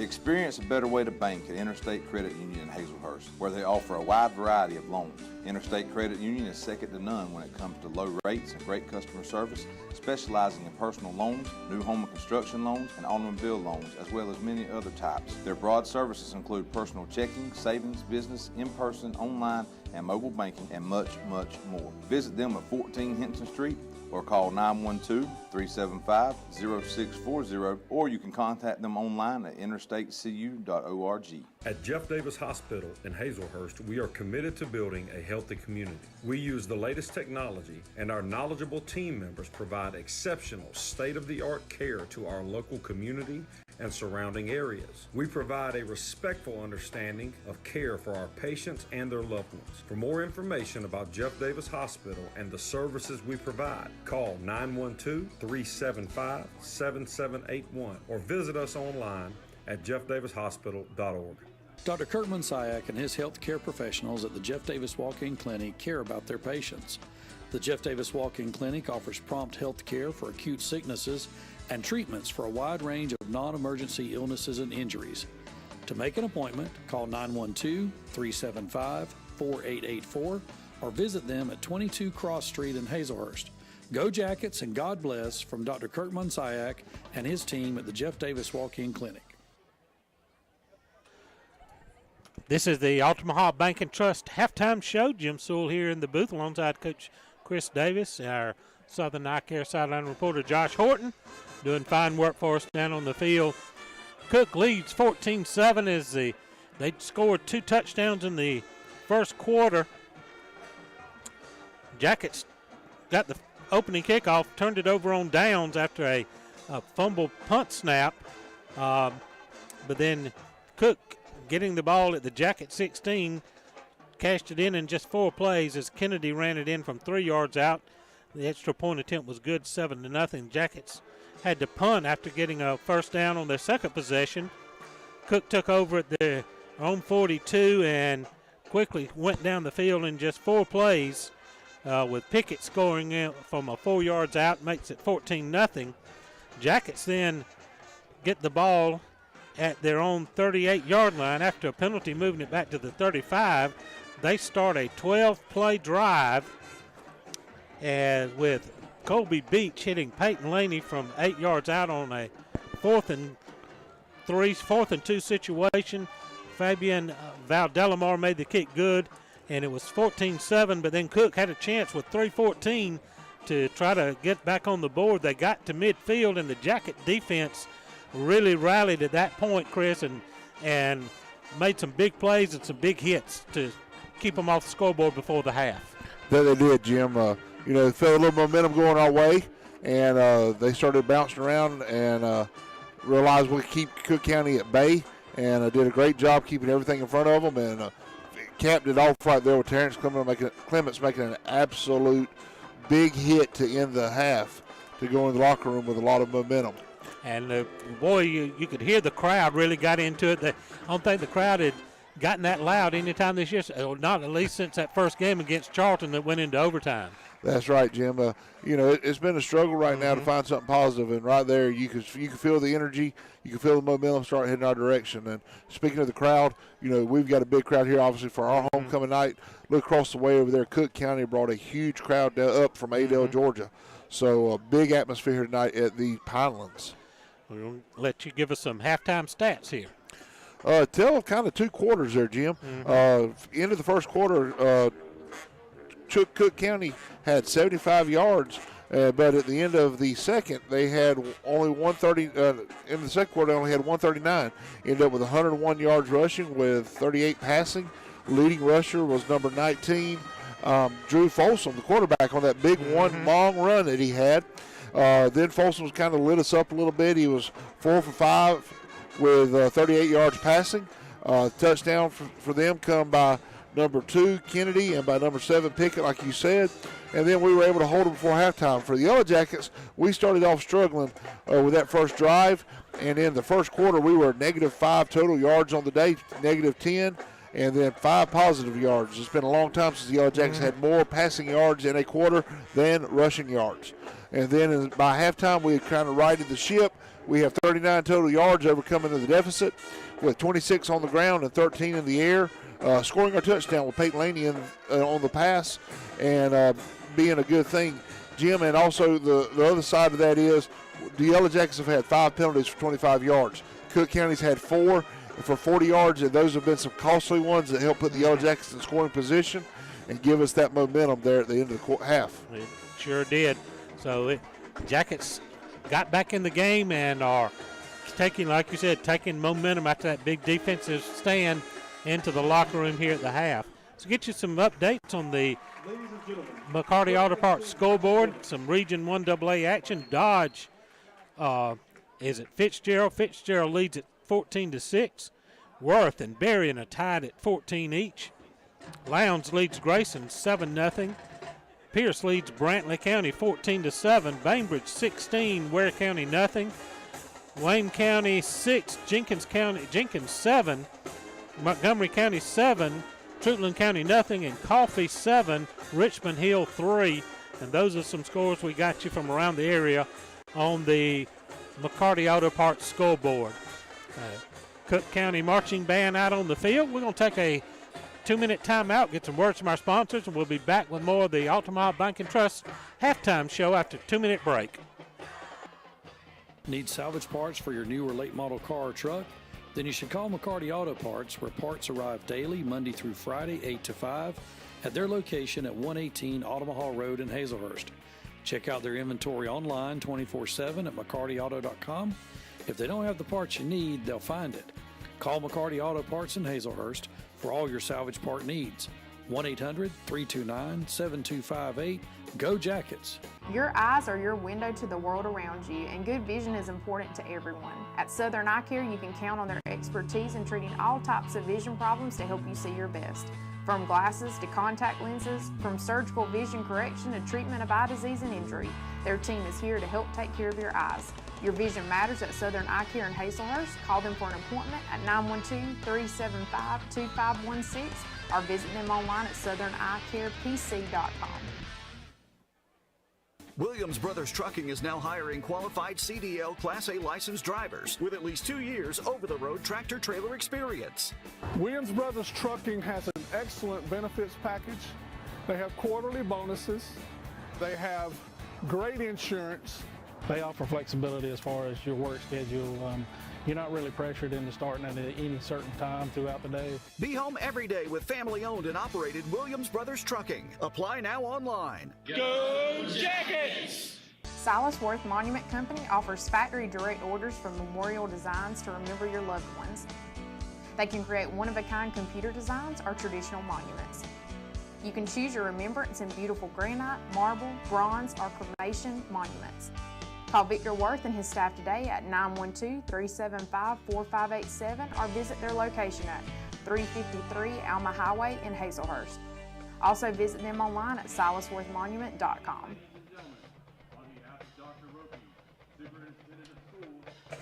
Back here at the Altamont Bank and Trust halftime show, we're going to turn it over to the Pride of the Pinelands marching band. Our halftime performance sponsor is Bank of Hazelhurst.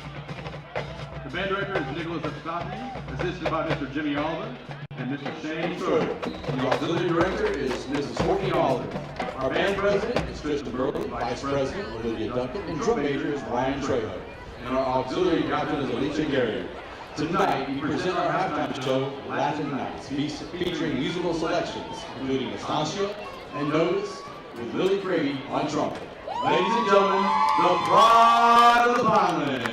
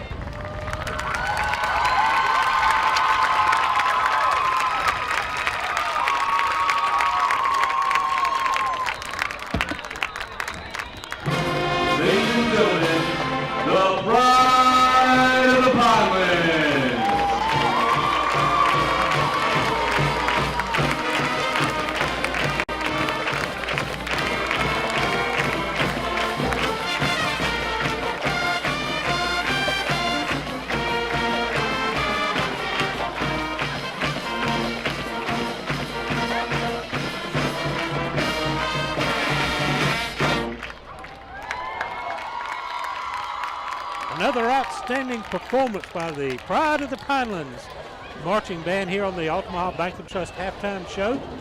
Cook leads the game 14-7 over the Jeff Davis Yellow Jackets. We're going to take a 2-minute timeout, get some words from our fine sponsors. We'll be back with more of the Altamaha Bank and Trust halftime show after this timeout.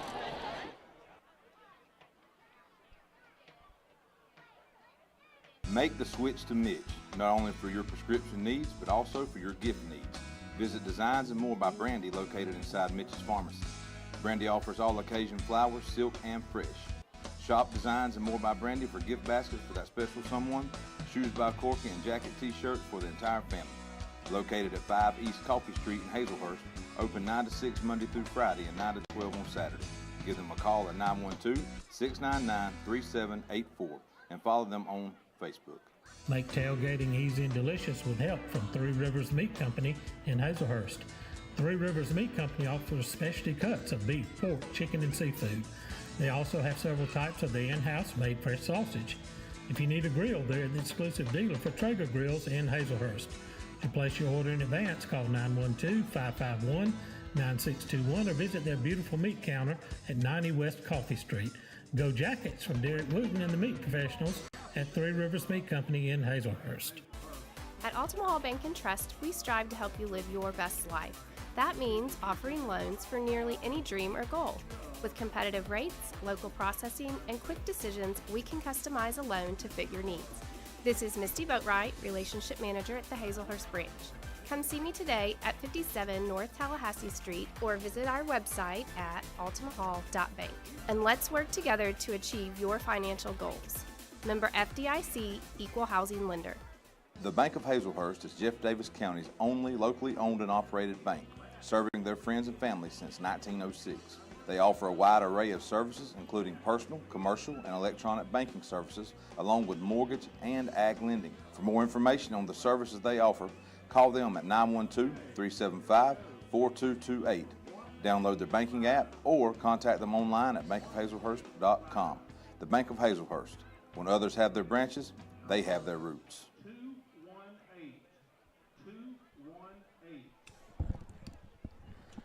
Back here on the Altamaha Bank and Trust halftime show, Cook leads at 14-7, and the Hornets will get the ball to start the second half, Chris. But after a really rough first quarter, the Jackets came back and put together a long drive and then made some big defensive plays to close out the first half. You're right, Jim, and it was a big series there for us. So it carried us some momentum into the half. See if we come back and we can bounce back with it. We saw a little bit of frustration from Cook as we answered them, and they're not used to that. The big game that they did lose, they probably kind of went into that game and was not as concerned. But this game here, I think they come in planning to have I think the spread was big tonight, and for us to play them like we were and them to see that we're going to match them toe to toe made a little bit of frustration there. Well, we got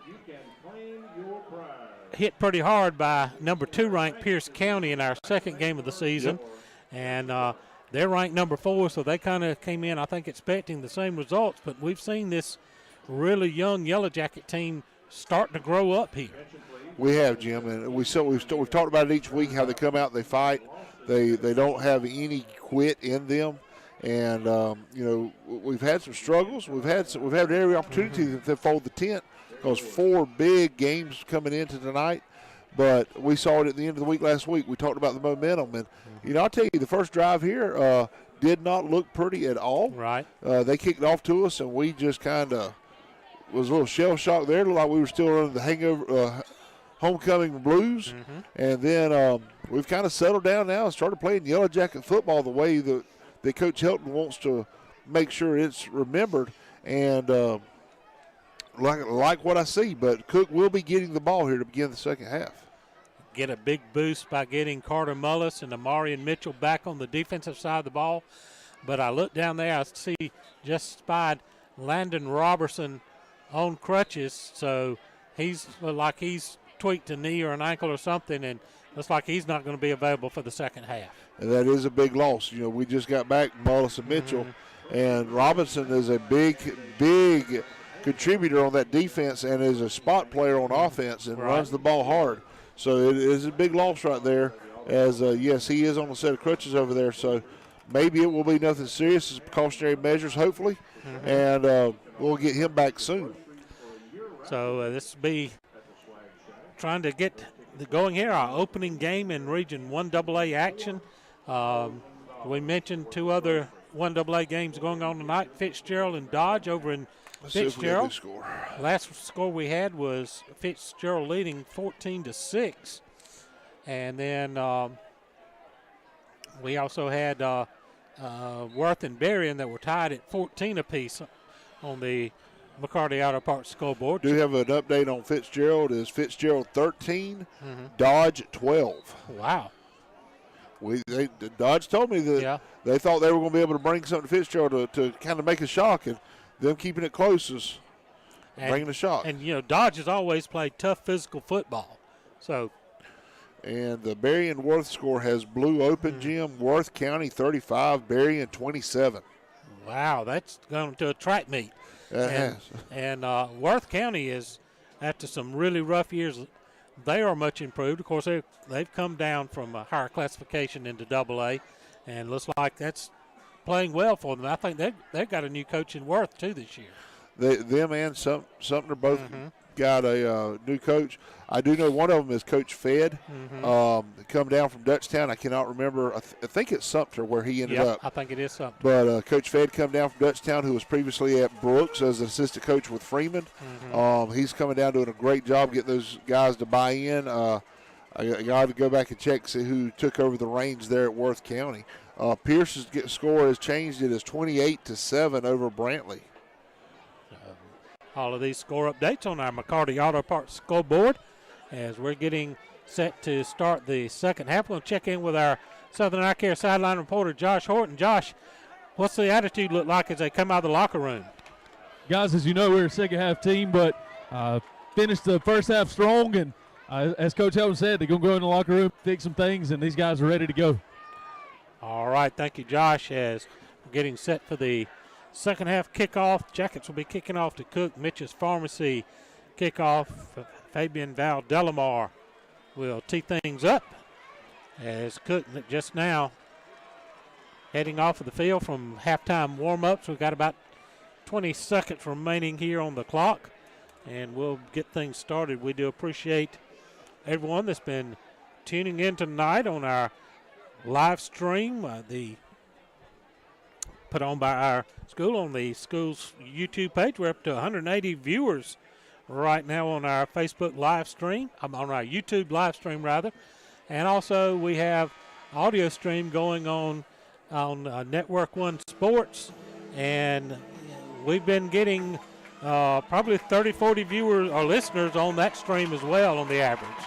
Yeah, it's big. And just remember, we talk about it all the time, but this production is put on by our students with the help of Mr. Riles and Miss Helton and Miss Lawson, as their students are the ones in charge of doing the graphics and all the production work to this. We're just happy to be a part of it.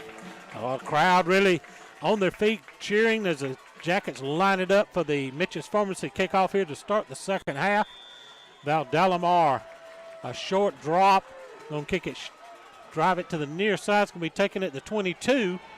Looking for a run back, moving back towards the middle of the field. Got a little running room there. Good tackle. Good tackle out there. Number 2, Garner Galbraith. That's that freshman we talked about in the pregame show, how he has stepped up over the last couple of weeks and is making some big plays. A big open field tackle there. So the Hornets will start at about their own 32-yard line.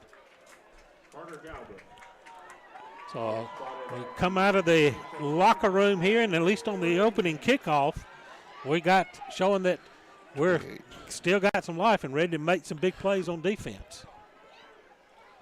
Cook is going to start. They're going to have 2 receivers to the far side.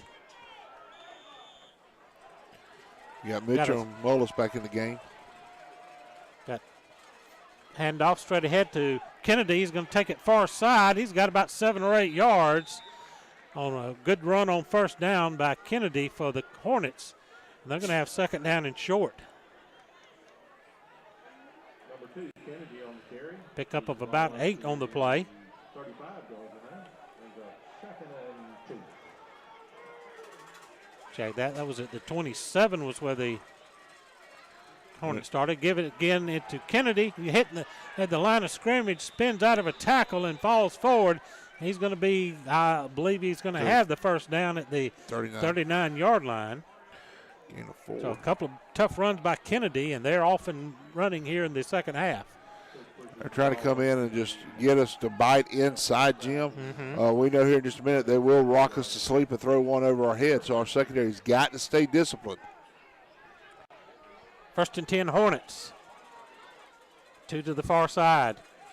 Going to fake that, give it a handoff straight ahead to Kennedy again. He's going to pick up about 4 yards across the 40. Shy of the 45, looks like about the 44. Yep. That'd be a pickup of 5 on the play. Be second down and 5. Our Jeff Davis Walk-In Clinic injury report. We mentioned that Landon Robertson coming out of the locker room on crutches here, so he's unavailable for the second half. Kennedy again with the handoff. This time we hit him after a short gain. He rolls forward, though, picks up a couple of yards. It's going to be third down and short. The gain is to the 48-yard line. 47. Yeah, 47. So it'll be third down and 2. A big play for the Jacket defense. As they're going with a power formation, just 2 wide receivers in the game. Jackets walk linebackers up. Now we back them out. 4-man front for the Yellow Jackets. Kennedy's going to flip over to Folsom left. Play clock at about 18. Going to give it to Kennedy. He's going to hit it in there. We're going to hit him, but he powers his way forward to midfield in the first down. Well, he hit him right behind the line of scrimmage, but he drove his legs and kept moving forward and gets the first down right at midfield. They are, give him to the 49, Jim. So into Jacket territory at the 49, first and 10.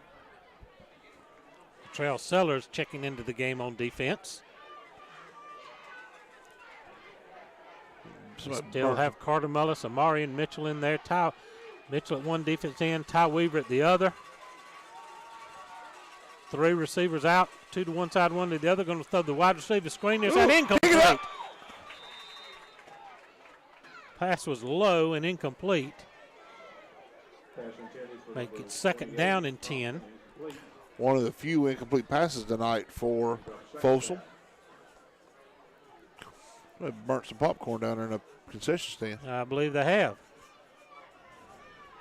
That's one of those smells that you can recognize anywhere. Anywhere. Peyton Laney now checking back into the ball game at inside linebacker position. Had a little bit of helmet issues. Folsom going to give the straight ahead handoff. That's Kennedy again. He's got a first down. And then across the inside the 40 to about the 39. Yeah, across the way he's got him spotted a little bit farther. 39 and a half, but 39. So a gain of 10. Pickup of 10.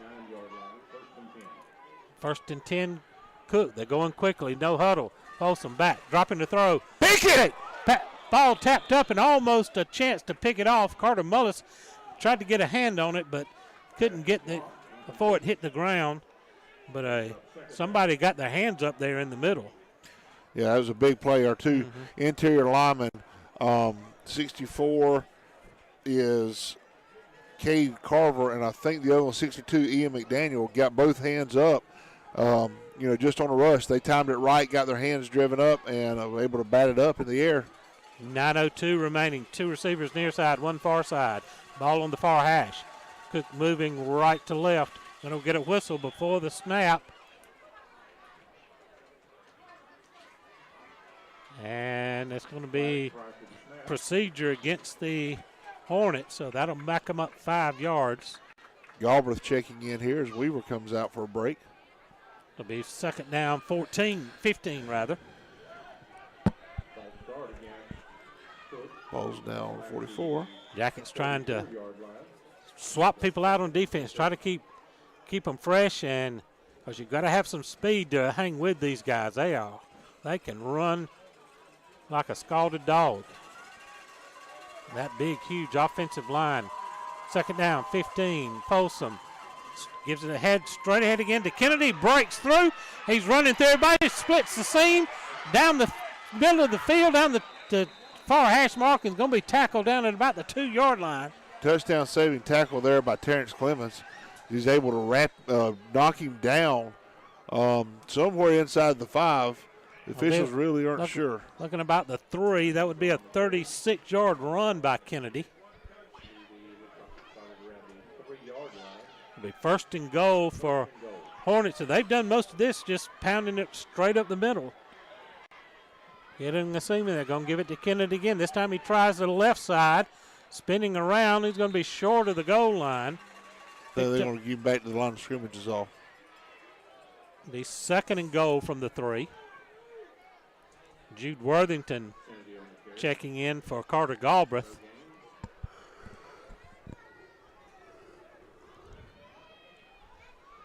The Jackets trying to make a goal line stand. Ball on the far side hash. On a nice, crisp, early fall evening here at the Pinelands. Boy, I'm loving this nice weather here. Love it better if the Jackets hold them out of the end zone. Pritchett in the game now, Pickett rather. He's going to get the straight ahead handoff, and he's going to force his way into the end zone for the EP American Footwear touchdown.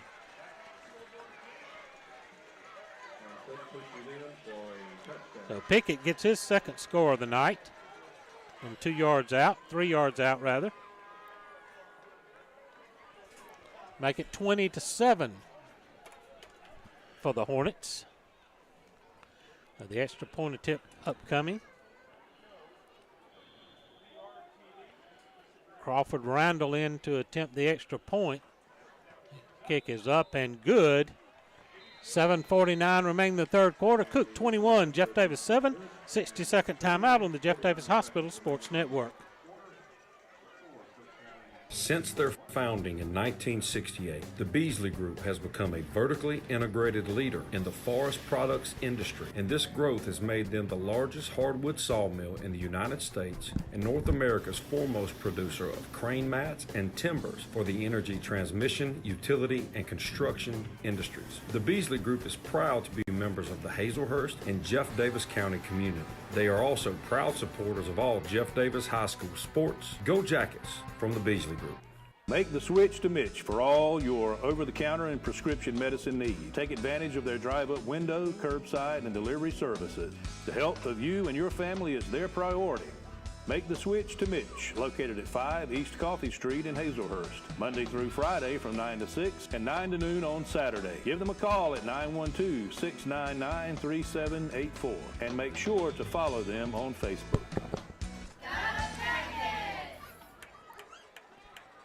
Mitch's Pharmacy kickoffs will be taken by Hankerson on the far side at the 18. He's going to get wrestled down around just shy of the 30-yard line. Should be the 29. And that's where Jeff Davis will take over now, trailing 21-7.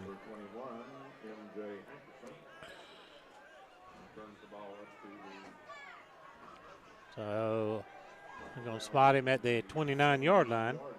Well, the Jackets get it on offense for the first time here in the second half. See if we can answer right back. Sustain this drive, hopefully.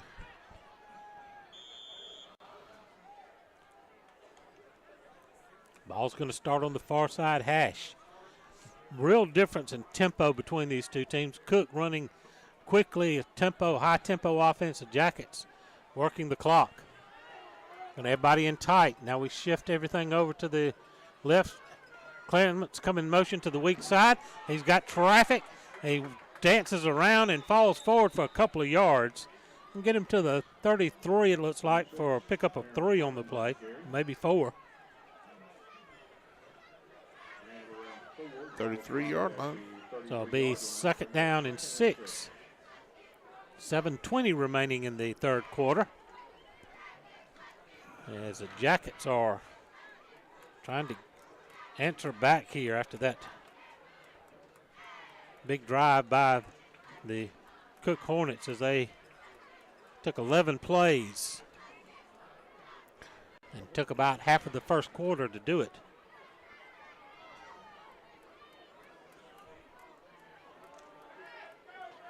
Come to the line, 2 tight end set.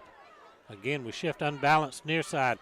Give it straight ahead to Weaver. Weaver trying to fight for some yardage in there. He's going to get 1 to the 34.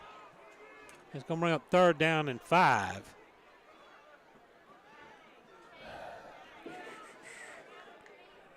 McCarty Auto Parts scoreboard, Bainbridge 16, Ware County 8. A bit of an upset in the making there. Coffee County 27, Richmond Hill 3. Tattnall County 10, Toombs County 7. Jenkins 14, Wayne County 6. Worth 35, Berrien 27. We reported that score earlier. Vidalia 29, Windsor Forest 6. Fitzgerald 14, Dodge County 6. Those are the scores I have you here on the no score reported on Wilkinson County and Portal. 3rd down for the Jackets. Pass is open. He's got Laney wide open. If he can get it to him and just short. Laney tried to come back to the ball. Ball hung up in the air too long as Laney had gotten well behind the coverage. But it comes up just a few inches short as Laney valiantly tried to dive back to pick it off the turf. We had it set up. Terrence just didn't quite get enough mustard on the throw. Oh, my goodness, that was there. So makes up 4th down, and Carter Mullis in to punt for the Yellow Jackets. 5:48 remaining here in the third quarter. Well, Coach Helton digging deep in his bag of tricks here. Mullis with a low line kick away from the return is going to hit it. The 33, ball on the fumbling bound, and Cook will finally cover it right around the 30-yard line and make it the 29. Big punt there by Mullis.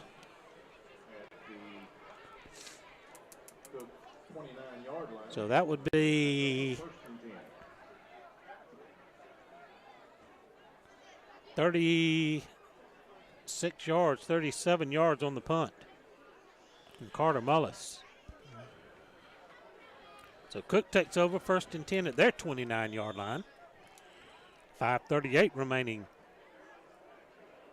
in the third period.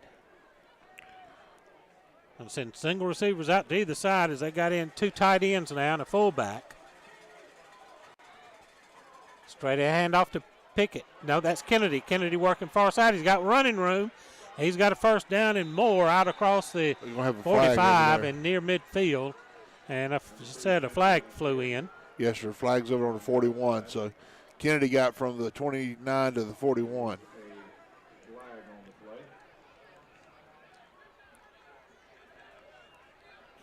12 yards for Kennedy. And it's going to come back as a block in the back, I believe, against.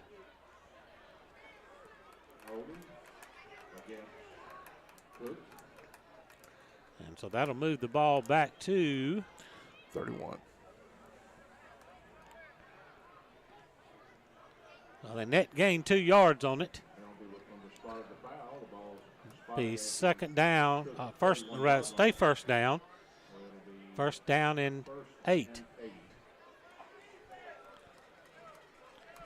Kennedy, who'd done most of the work between the tackles on that last drive, kicked that one outside. Now back in the same formation. Going to give it to Kennedy. Runs right into the pile. Jackets wrap him up after a very little gain on the play. They're going to give him maybe a yard or two, looks like, up to close to the 35. Bottom at the 33, so a pickup of 2. Be 2nd down and 6. They're really using Kennedy here, Jim. That's 10 carries for him in the second, begin the second half with. Again, Hornets going no huddle. Jackets lining up with a full man front.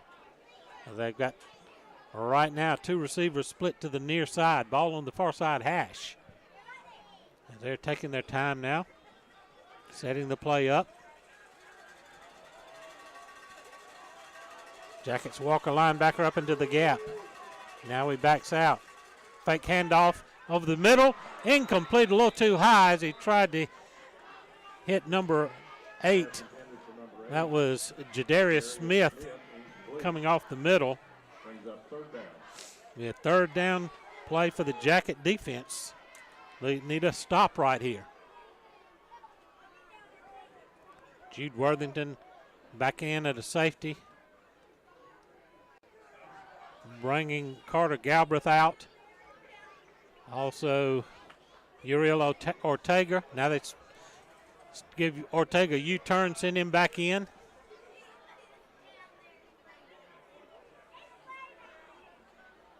We do have 11 on the field. I had to count to be sure. We had so many people running in and out. Third down and about 6 for the Hornets. Big play for the Jacket defense with 4:26 here in the third quarter. Folsom dropping back to throw, looking the field, going over the middle. Got it complete at the 45. And we're going to rest as he circled back. Going to bring him down at about the 46-yard line. And a flag coming in late. Might be a face mask. He stood over the top of him right there. Okay. We've got a man down. That's MJ Hankerson that's down on our Jeff Davis Walk-In Clinic injury timeout here. The play would be to the Jacket 46.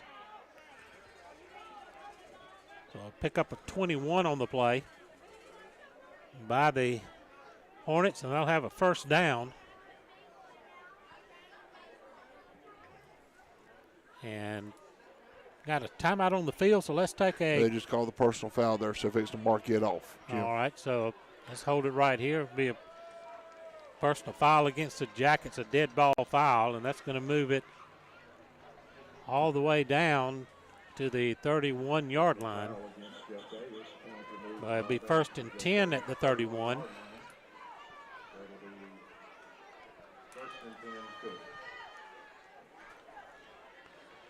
MJ Hankerson did jump to his feet and kind of skip off the field. He looked like he was favoring an ankle there. 2 receivers split out far to the right for Cook. Ball on the left hash. Folsom. Give it to Kennedy. Kennedy's weaving his way up the middle, and he's going to have a good gain down inside the 20-yard line. I think it's going to end up being a first down. I think they're going to spot him about the 20 and a half. They marked him at the 21, so that'd be right at 10 yards. I'll give him maybe mark him at the 22. Nope, put him at 21. 21, so it is a first down. 3:49 remaining in the third period. That carry put Kennedy over 100 yards on the night. I'm just looking through my binoculars at this offensive line. Cook, that right side of that line is huge.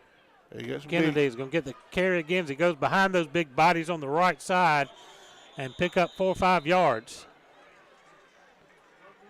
They're running kind of an unbalanced line with lining 3 big linemen up on the right side of the center. Well, that gain was to the 19. 15, 17? 17 rather. Pick up a 4. Be 2nd down 6.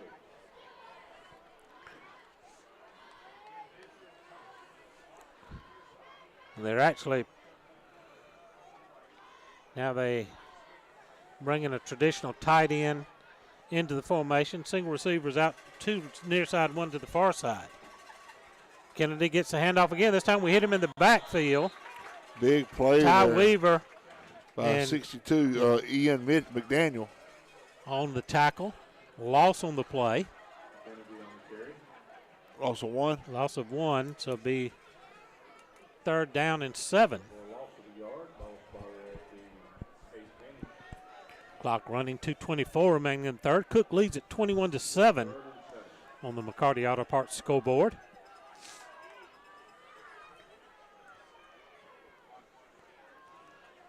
Cook now slowing the tempo down. They stay no huddle, but not moving quite as fast as they were earlier. Big third down play for the Jacket defense. Folsom back, looking to throw, going over the middle.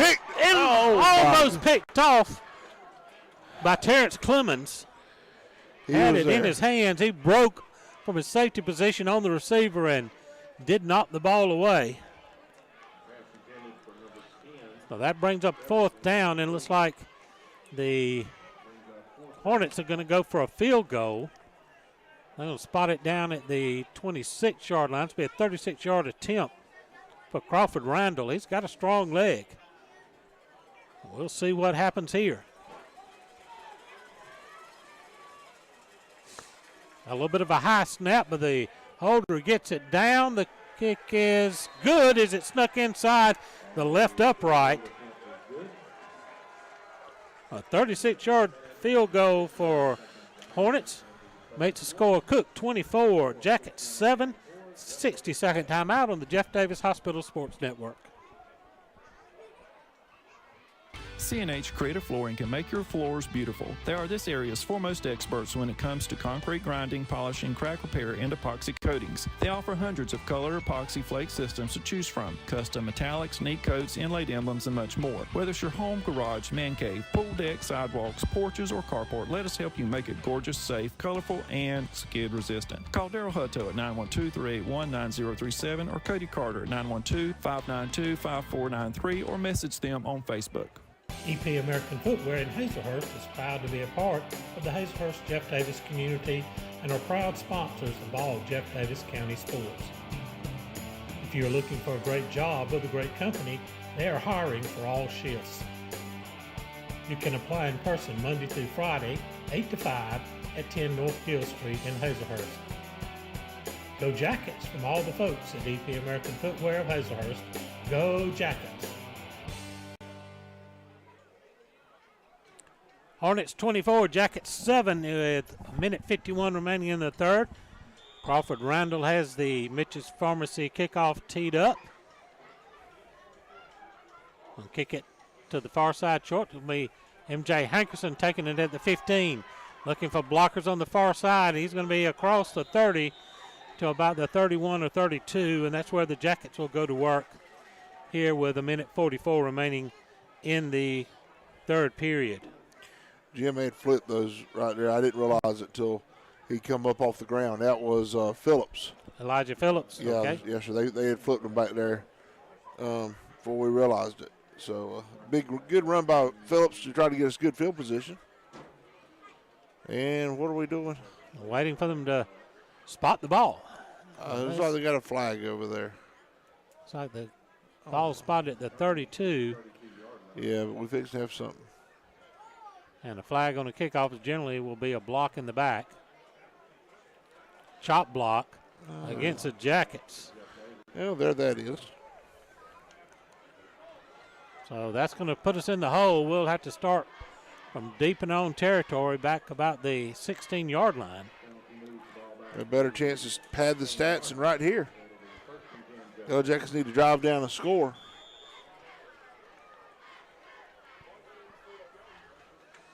So Jeff Davis now with a long field.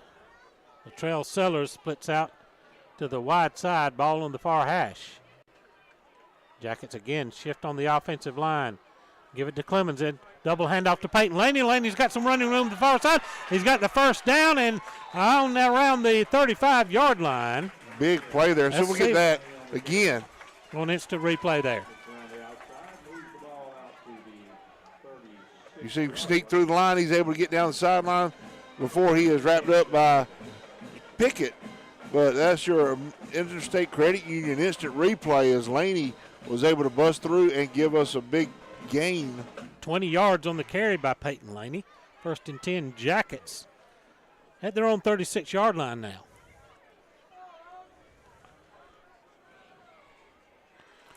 We ran that, finally got everything handled on that double handoff, and Laney found running room on the backside, misdirection, caught the Hornets and over pursuing.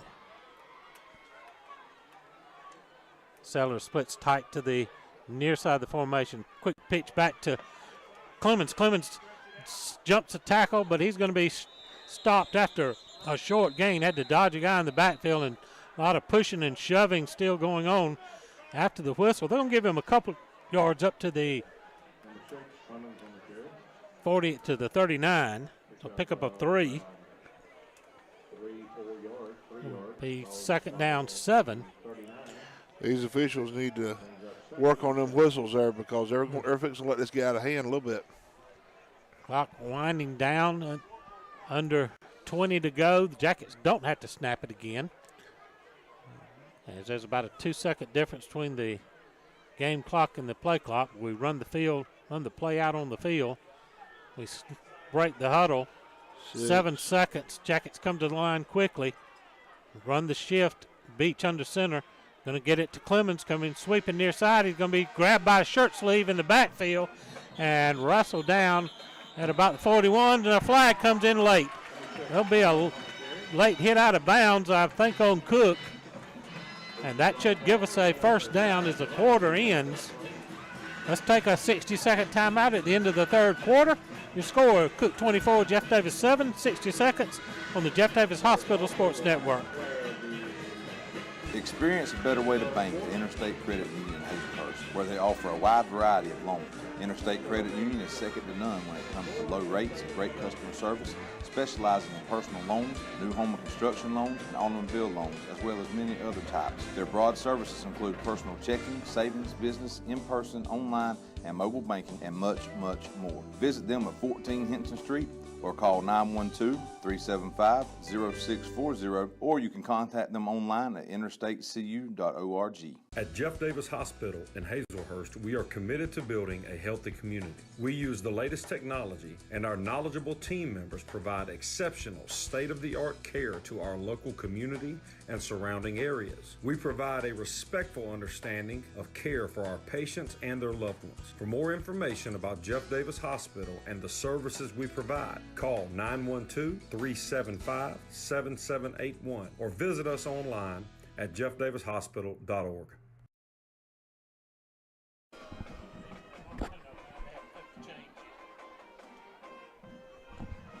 Back here at the Pinelands as we start the fourth quarter, the Cook Hornets lead the Jeff Davis Yellow Jackets by a score of 24-7. There was a personal foul penalty on the Hornets to end the third quarter, and the Jackets are going to have the ball at the Cook Hornets 43-yard line after the penalty, be a 1st and 10 as we start the fourth period. Ball moves to the right hash. Jackets moving right to left, or from the concession stand towards the scoreboard.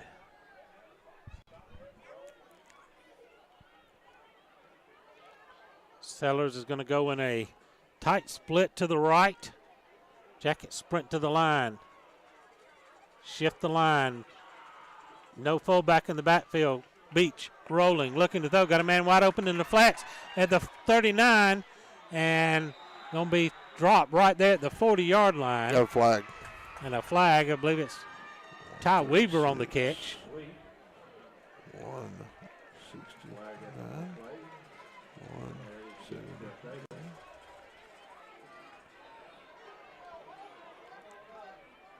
And it's going to be holding against the Yellow Jackets.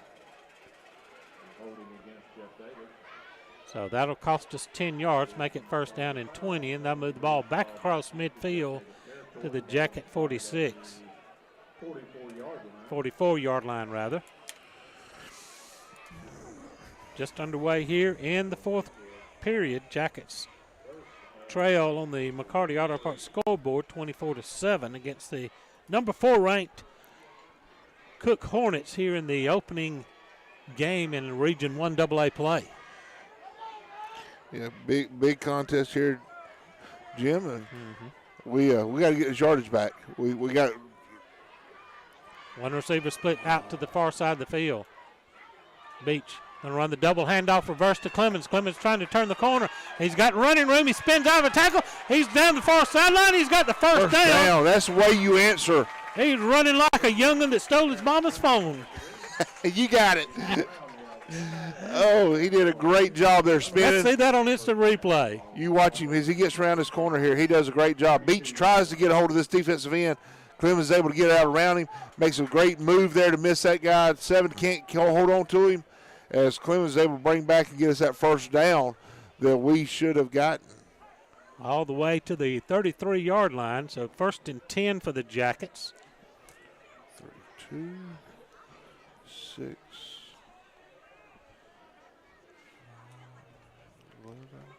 Well, let's see. 21, 22, 23, 24. Sellers comes split to the near side. Ball on the far hash. Beach. Play action pass. Rolling to throw. Got a man over the middle and broken up by 28. Cook, number 28. That would be Sean Thompson. Got a hand up on it. Look, that ball was put in a spot for Laney. If he catches that, he's in the end zone. And Thompson was able to get 3 of his 5 fingers on it to be able to knock it away. A good throw by Beach, but a little bit better play by Thompson as he, like Chris said, got fingertips on it and tipped it over and away from Peyton Laney. Sophomore quarterback makes his way to the huddle all the way on the far hash mark on the ball. Stays at the 33-yard line. 2nd down and 10 with 10:59 remaining in the ball game.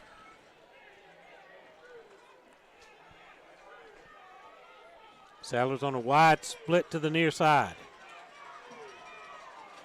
Quickly to the line. No shift this time. Clemens and a deep handoff. Are going to run it straight ahead to Laney. He's going to get inside the 30 to the 29. I pick up a 4 on the play. And run that little trap play inside to Peyton Laney from the wing-back position. Be 2nd down, 6.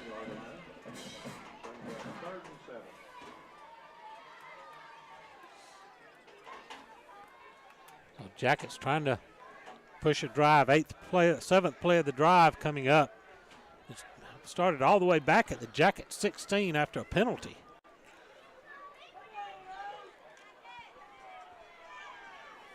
Double wing set. Laney coming in motion. Beach dropping back to throw under pressure off his back foot, throws, and a diving attempt by Latrell Sellers, but Payne had to throw that one falling backward away from pressure. Just couldn't get enough on the throw. It'll be 4th down and 6. Jackets going to have to go for it here with 10:03 remaining in the ball game. Coach Lance Helton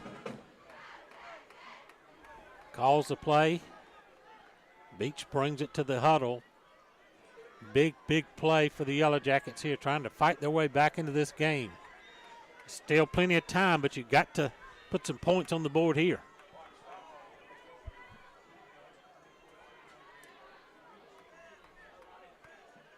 Sellers is going to come split to the near side. Quickly to the line with the double wing set. Laney coming in motion. Beach rolling. Near side under pressure.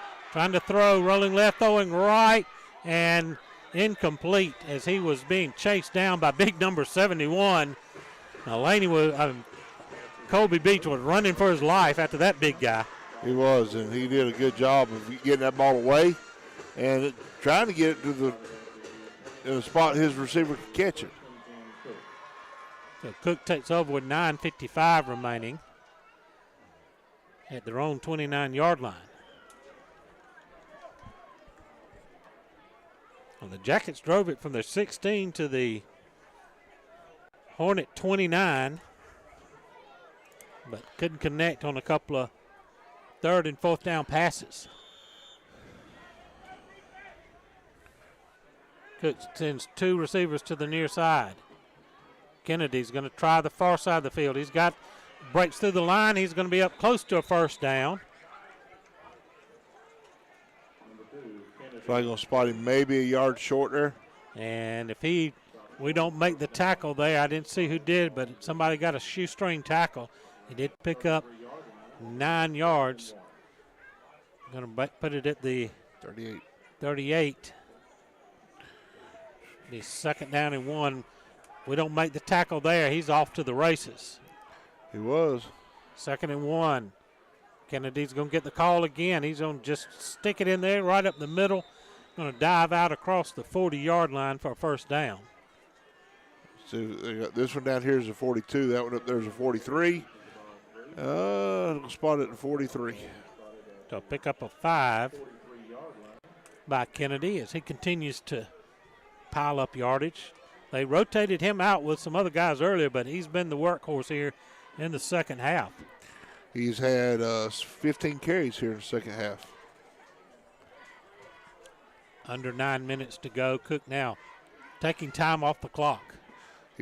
Kennedy's had 15 carries for 109 yards. First and 10 Hornets. 2 receivers to the short side of the field. Kind of a wicked snap there, but Kennedy's got it again. He's got running room on the far side. He's got a first down into Jacket territory. And inside the 45 to looks like about the 47.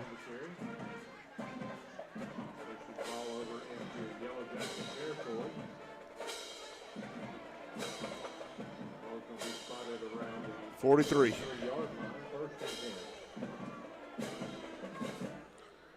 First and 10 Cook. 10, 11, 12, 13, 14. 2 receivers near side. Kennedy again with the carry, working far side. He's got another first down and out of bounds near the 30. Jim, they found something they like on our left side over there, and they're just giving it to Kennedy and letting him make his choice, outside or inside. Gets it inside the 30 to the 29. Another first down, a pickup of 14 that time. Clock stopped as he went out of bounds with 8:06 remaining.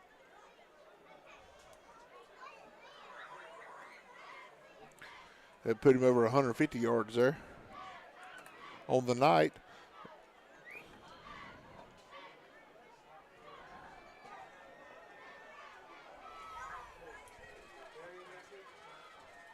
Again, Kennedy, this time he's working right up the middle. He's got 5 or 6 yards down to about the 26-yard line.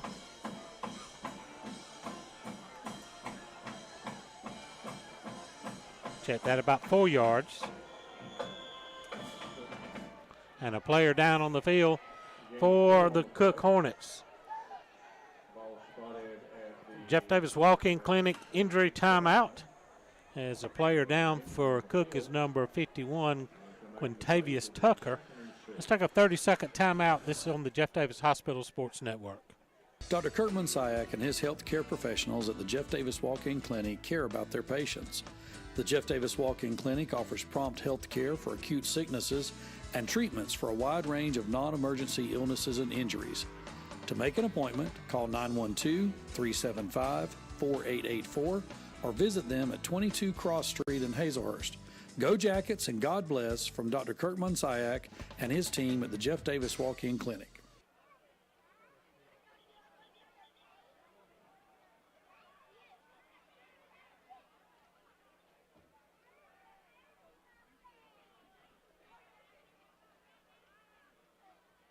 Back here at the Pineland, 7:49 remaining in the ball game. Cook up 24-7. They have the ball at their Jacket 26-yard line. Be second down and 6. And Kennedy's been the workhorse. He's going to get it again, working the right side of the line. The Jacket's going to stop him after a 2 or 3 yard gain. It's going to bring up third down. Get you some updates on the McCarty Auto Parts scoreboard. Pierce 28, Brantley County 7, Fitzgerald 14, Dodge County 13, Worth County 35, Berrien 27. A ball sitting at the 24, pickup of 2 on the play. Got Lowndes 21, Grayson 7. Big 7A matchup.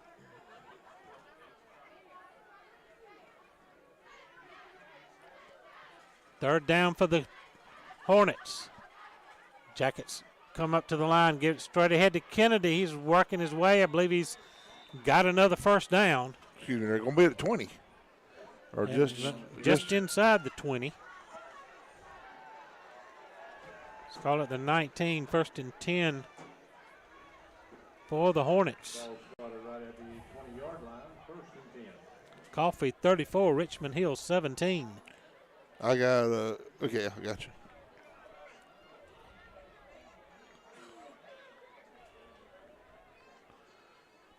Trying to, don't see a portal score. Trying to find how Coach McEachin's doing in his. I got second quarter 0-0 still. So 1st and 10, Cook at the 19. Kennedy again, working right side. He's turning the corner, leaps to a first down and out of bounds inside the 10-yard line. Like you said, they found something they like on that side.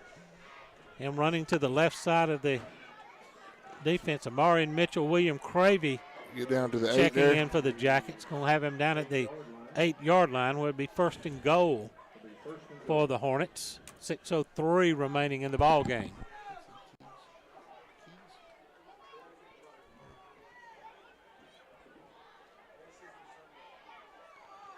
Ball stays on the far hash. Kennedy works straight ahead this time. We hit him right at the line of scrimmage. He bounces off a tackle and falls forward. Down to about the 5. Dead on it. Well, it'll be 2nd and goal. Pick up a 3.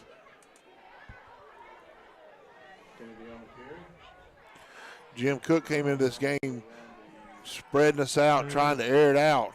And here this second half, they have put the ball on the ground and have Kennedy has over 20 carries this second half and has gained over 160 yards. Cade Carver coming into the game for the Yellow Jackets. We're trying to put some heavy people on the line, because they've worked inside, they've worked the left side of their offensive line, and it's been Kennedy. He's set up to Folsom's left, gets it again, trying to come inside. We get a tackle. Peyton Laney stops him for no gain. Be 3rd down and goal from the 5. No gain.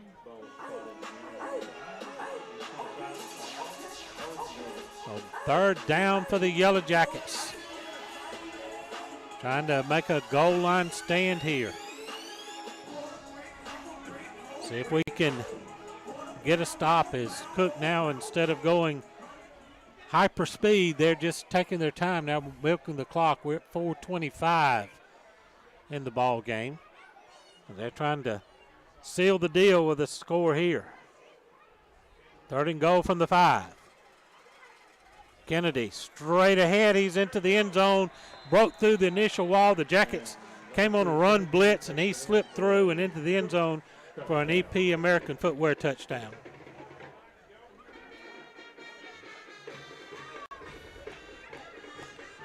That makes it 30-7, waiting on the point after attempt.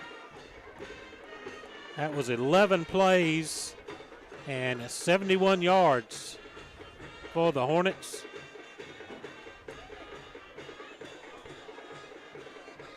With 4:09 remaining in the ball game. They run a guy on late here for the extra point attempt. Randall with the kick, and a good strong kick. It's through there. Cook 31, Jeff Davis 7, 60-second timeout. This is the Jeff Davis Hospital Sports Network. Need salvage parts for your new or late model car or truck? Then you should call McCarty Auto Parts, where parts arrive daily, Monday through Friday, 8 to 5, at their location at 118 Automobile Hall Road in Hazelhurst. Check out their inventory online 24/7 at McCartyAuto.com. If they don't have the parts you need, they'll find it. Call McCarty Auto Parts in Hazelhurst for all your salvage part needs. 1-800-329-7258. Go Jackets! Your eyes are your window to the world around you, and good vision is important to everyone. At Southern Eye Care, you can count on their expertise in treating all types of vision problems to help you see your best. From glasses to contact lenses, from surgical vision correction to treatment of eye disease and injury, their team is here to help take care of your eyes. Your vision matters at Southern Eye Care in Hazelhurst. Call them for an appointment at 912-375-2516 or visit them online at southernEyeCarePC.com.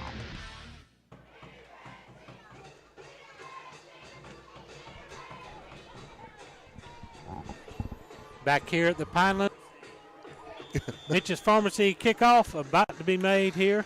Cook leads at 31-7. Will be taken by Hankerson at the 15, coming near side, looking for blocks, and he stumbles and falls at the 32.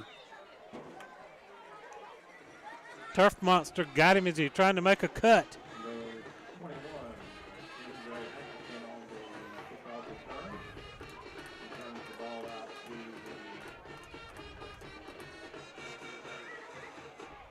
McCarty Auto Parts scoreboard, Bainbridge 16, Ware County 14. We're making a comeback in that game there. Worth County 35, Berrien 33 now. Still no report on Wilkinson County portal. Fitzgerald maintains a 1-point lead over Dodge County. Sellers splits to the near side, ball on the near hash. Jackets in the shift. Clemens in motion, going to run Clemens on the sweep to the far side. Skips over a man, turns the corner, he's down the far sideline. He's got one man to beat as he cuts it at the 40. Got a blocker in front, and he gets tripped up. The guy fought through the block and brings him down at the 15-yard line. Huge run by Terrence Clemens. Let's see that on instant replay. Tell you, Clemens had an opportunity here. Got out there. He got a little impatient by following behind his guy, but did a fantastic job of initial line of contact, line of scrimmage to get around the corner and get down the field. He's a little more patient down there with that lineman downfield blocking for him, which was big, and just a little more patient gives him a chance to get a hold of number 10. He might have set that at the touchdown end zone, but instead we're on the 14-yard line trying to take it in now on first and 10. 54 yards on the carry by Clemens that time. So the Jackets knocking on the door at the 14. Sellers going to be in a tight formation to the near side. Double wing set, Clemens in motion. Beach rolling to throw under pressure, steps out of a tackle. Got a man down here, caught, and into the end. Oh, he's right at the goal line. Peyton Laney, I looked like he got over, but they're going to mark him inside the 1. Let's take a look at that instant replay. Big play by Laney to catch it right there. Number 1 over the top of somebody. But, Jim, I thought he had rolled in over the top of that defender. Guy was right there with a striped shirt, and he's going to mark him right at the 1-yard line. First and goal for the Jackets at the 1. Colby Beach, a great throw under pressure. And Peyton Laney just really got up in the air to pull that one in and fight it away from the defender. 2:40 remaining in the ball game. Cook leading 31-7, but the Jackets aren't quitting. Get a score here and a onside kick and see if we can make something crazy happen. On the first real day of fall. Weaver gets the handoff. He fights and gets in the end zone for the touchdown Yellow Jackets. Ty Weaver on the 1-yard carry. Big play there by Weaver to keep his feet running as he is hit at contact, a line of scrimmage, but bounces off of it and is able to get in for the touchdown. A senior fullback pushed it in for an EP American Footwear touchdown. And Fabian Valdelamar in for we were in the polecat formation. We're going to run 2. There he is. Going into the end zone, and the 2-point conversion is to Weaver. To Ty Weaver. So that makes it 31-15 your score with 2:21 remaining. Let's take a quick 30-second break on the Jeff Davis Hospital Sports Network. Williams Brothers Trucking is now hiring qualified CDL Class A licensed drivers with at least 2 years over-the-road tractor-trailer experience. Williams Brothers Trucking has an excellent benefits package. They have quarterly bonuses. They have great insurance. They offer flexibility as far as your work schedule. You're not really pressured into starting at any certain time throughout the day. Be home every day with family-owned and operated Williams Brothers Trucking. Apply now online. Go Jackets!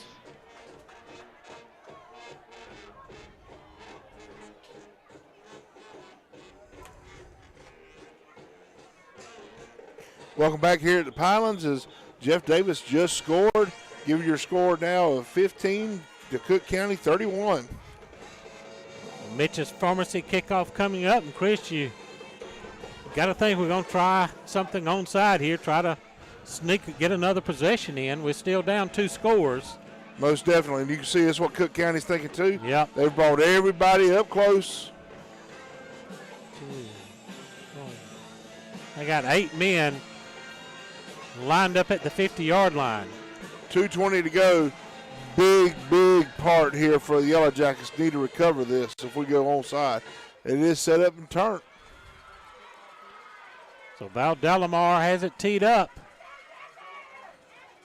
Going to kick it, roll it up there. It's still loose with diving for it. Had every opportunity. Had a chance, and Cook stole it away from us right at the last minute. Number 33, Jeremiah Aiden Lester was able to pull it away right at the last second to give Cook the ball. They're going to get it at the 44-yard line.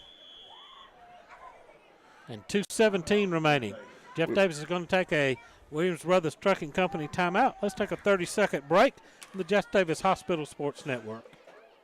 Silas Worth Monument Company offers factory direct orders for memorial designs to remember your loved ones. They can create one-of-a-kind computer designs or traditional monuments.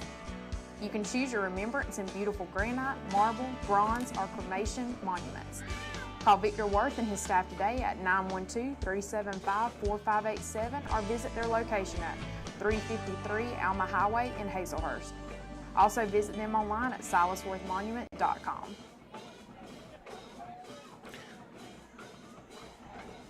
Back here in the Pinelands, we've got 2:17 remaining in the ball game. Cook 31, Jeff Davis 15. The Hornets have it 1st and 10 at their own 44-yard line.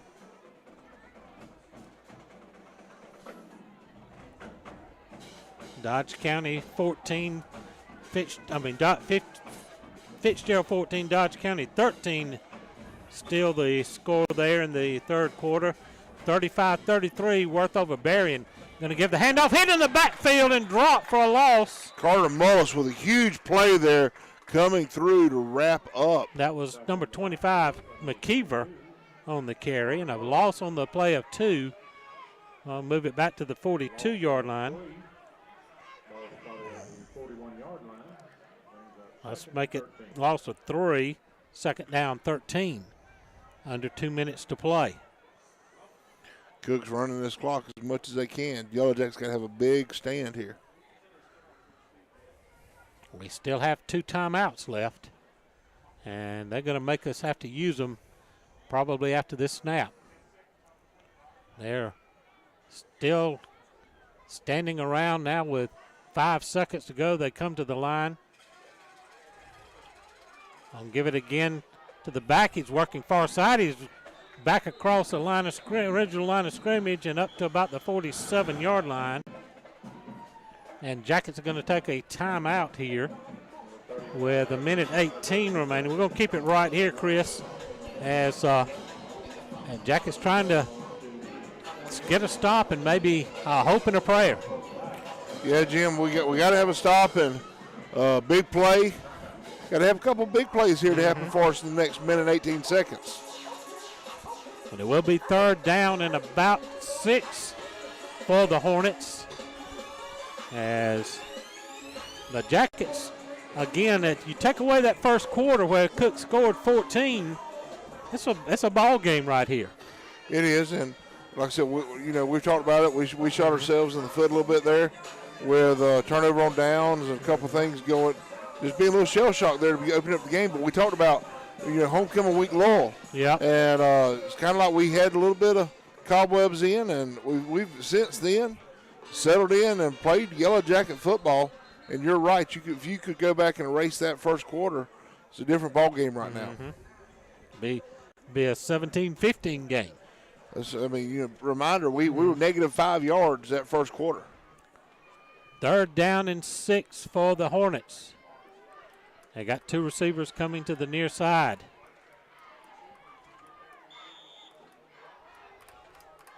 Folsom with the snap. He's going to keep it himself straight ahead.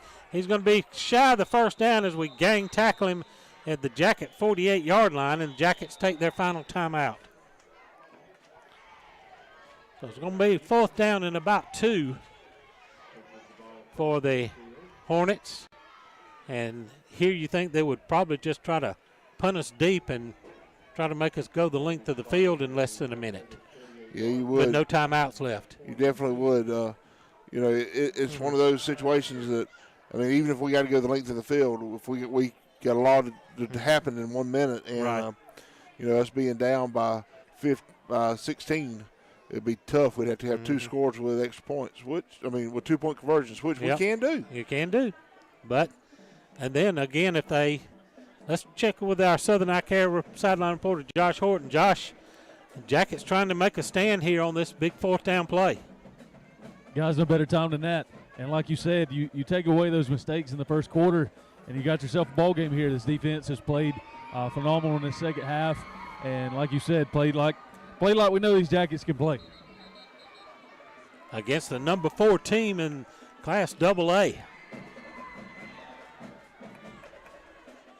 So here we go. They're not in punt formation. They've got. Jim, if we can make a big stop here, I like what we got. He's got McKeever lined up in the backfield beside him. Folsom trying to get the Jackets to jump. Now they turn and look to the sideline. 20 seconds on the play clock. Tried to get us to jump. We held our water. Gonna give it to McKeever. He's got the first down and more down to the Jacket 40, and that's going to be enough to wind it up. They'll be able to go to the victory formation now and wind this game up here, but a valiant effort by the Yellow Jackets here in the second half. It was, Jim, and looked a little too much too late. Yep. It got down 14-0 before we could really catch our breath, and then it's been an uphill battle ever since. Yeah, and again, we fought, we did, but I know that's not what Coach Helton wanted to happen. He wants to come out fired up from the get-go. The play clock now under 40, so they'll take one snap and take a knee, and that's going to be your ball game. We do need to mention a couple of our sponsors, Solsworth Monument and C&H Creative Flooring. They do a great job of bringing this program to you with their support. Let's take a quick 60-second timeout. Words from our sponsors. We'll be back with our Bank of Hazlehurst coaches interview after 60 seconds on the Jeff Davis Hospital Sports Network. Make the switch to Mitch, not only for your prescription needs, but also for your gift needs. Visit Designs and More by Brandy, located inside Mitch's Pharmacy. Brandy offers all occasion flowers, silk, and fresh. Shop Designs and More by Brandy for gift baskets for that special someone, shoes by Corky, and jacket t-shirts for the entire family. Located at 5 East Coffee Street in Hazlehurst, open 9 to 6 Monday through Friday and 9 to 12 on Saturday. Give them a call at 912-699-3784 and follow them on Facebook. Make tailgating easy and delicious with help from Three Rivers Meat Company in Hazlehurst. Three Rivers Meat Company offers specialty cuts of beef, pork, chicken, and seafood. They also have several types of their in-house made fresh sausage. If you need a grill, they're the exclusive dealer for Traeger Grills in Hazlehurst. To place your order in advance, call 912-551-9621 or visit their beautiful meat counter at 90 West Coffee Street. Go Jackets from Derek Wooten and the Meat Professionals at Three Rivers Meat Company in Hazlehurst. Back here at the Pinelands, your final score, Cook 31, Jeff Davis 15. We'll wait on Josh Horton to catch up with Coach Lance Helton for our post-game coaches interview, brought to you by the Bank of Hazelhurst. We're going to run down some scores from other games. Josh, when you get Coach Helton, just go ahead and jump in here with us. Big games that we're following in 1AA. Fourth quarter score, Berrien 39, Worth 35 as Berrien's jumped into the lead now. Still 14-13 Fitzgerald over Dodge County. And so those give you the updates on our McCarty Auto Parts scoreboard of our other Region 1AA game. Sumter County, the other team in our region, is off this week. And so the Jackets players and coaches, fans, huddle up on down to our left here. Pierce 49, Brantley 7 on the McCarty Auto Parts scoreboard. Lowndes 21, Grayson nothing in a big game. Toombs County 14, Tatnall County 10. Wayne County 14-14, Wayne County and Jenkins all tied up. Telfair County 24 beat Bryan County 8. Wilkinson County 13, Portal 7 in the fourth quarter there. So we'll catch you up to date on scores on our McCarty Auto Parts scoreboard. Chris, you got some final stats for us while we're waiting on Coach Helton? Yeah, it was a tell of the second half for the boy Kennedy there for Cook. He ended up with 29 carries for 181 yards. Ended up being a ground and pound type situation. Busted loose on a couple of them. They ended up with 250 yards rushing on the night. The Folsom ended up with 5 out of 10 passing with 59 yards. So overall, Cook with a little over 300 yards total offense, and Jeff Davis with 140 yards of rushing in the second half over the game and 29 passing yards. Just, Jim, it was a tale of two halves again. First half we only had 39 yards, and we ended up with over 100 more yards that second half. Yeah. Here with Coach Helton. Coach, you take away those mistakes in the first quarter, and like you said, you're in the ball game there against the number 3 team in the state. Yes, sir. I mean, here's the deal. We got to quit shooting ourselves in the foot. When you don't do that and you give yourself a chance to win it early and not play from behind, man, you got a real great opportunity when it comes down to the wire. We got to quit playing catch up in the second half. We got to play hold them. But I'm proud of the way our kids are continuing to progress. Another top 5 team in the state of Georgia. And man, we're 2 plays away from winning that ball game. Proud of our kids. I ain't into more victories, but we're going to keep fighting. I can promise you that. That's right, Coach. Thank you. Good luck this week. There you have Coach Lance Helton and Josh Horton on our Bank of Hazelhurst coaches interview. And Chris, like Coach said, we shot ourselves in the foot early, but we fought to the end, and you got to like the fight we had, and that's something you can build on. It is, and, like Coach said, you hate to keep dealing with moral victories, but with a young team especially, you got to work on the positives. Right. You got to look at, we got to correct the negatives, try not to let them happen again, but you got to look at the positives. You got to find positives and keep heading in those directions. And, we're seeing it there, but, again, he's right. We have had a gauntlet of a first half of football. Mm-hmm. And these guys have fought hard, compete hard, and, something's going to give. We go down to Berrien next week. Berrien's not a bad team. They've been, up and down over the years. Yep. This year they're having one of their better years for them. And they in a shootout with Worth County tonight. Yes, and so we are definitely looking forward to that ride down to Nashville next week as we go down and try to get our first victory mark in the win column. So join us on Thursday night for the Yellow Jacket Coaches Show, and then we'll be on the air next Friday night from Nashville, 7 o'clock pregame, 7:30 for the kickoff on the road in Nashville. That's going to do it here tonight for our outstanding video crew, Mr. Wiles and his students. For Josh Horton on the sidelines, Chris Davis here in the booth. This is Jim Sewell. Good night, everybody.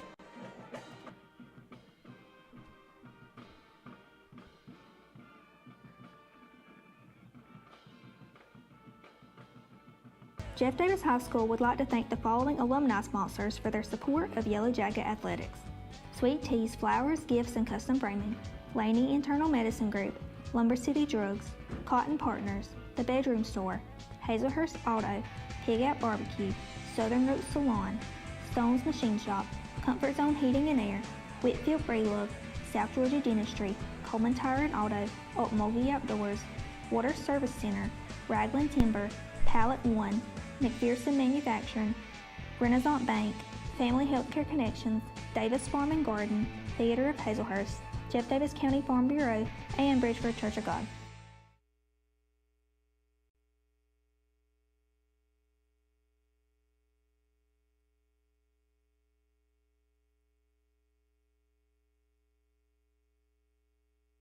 Jeff Davis High School would like to thank the following alumni sponsors for their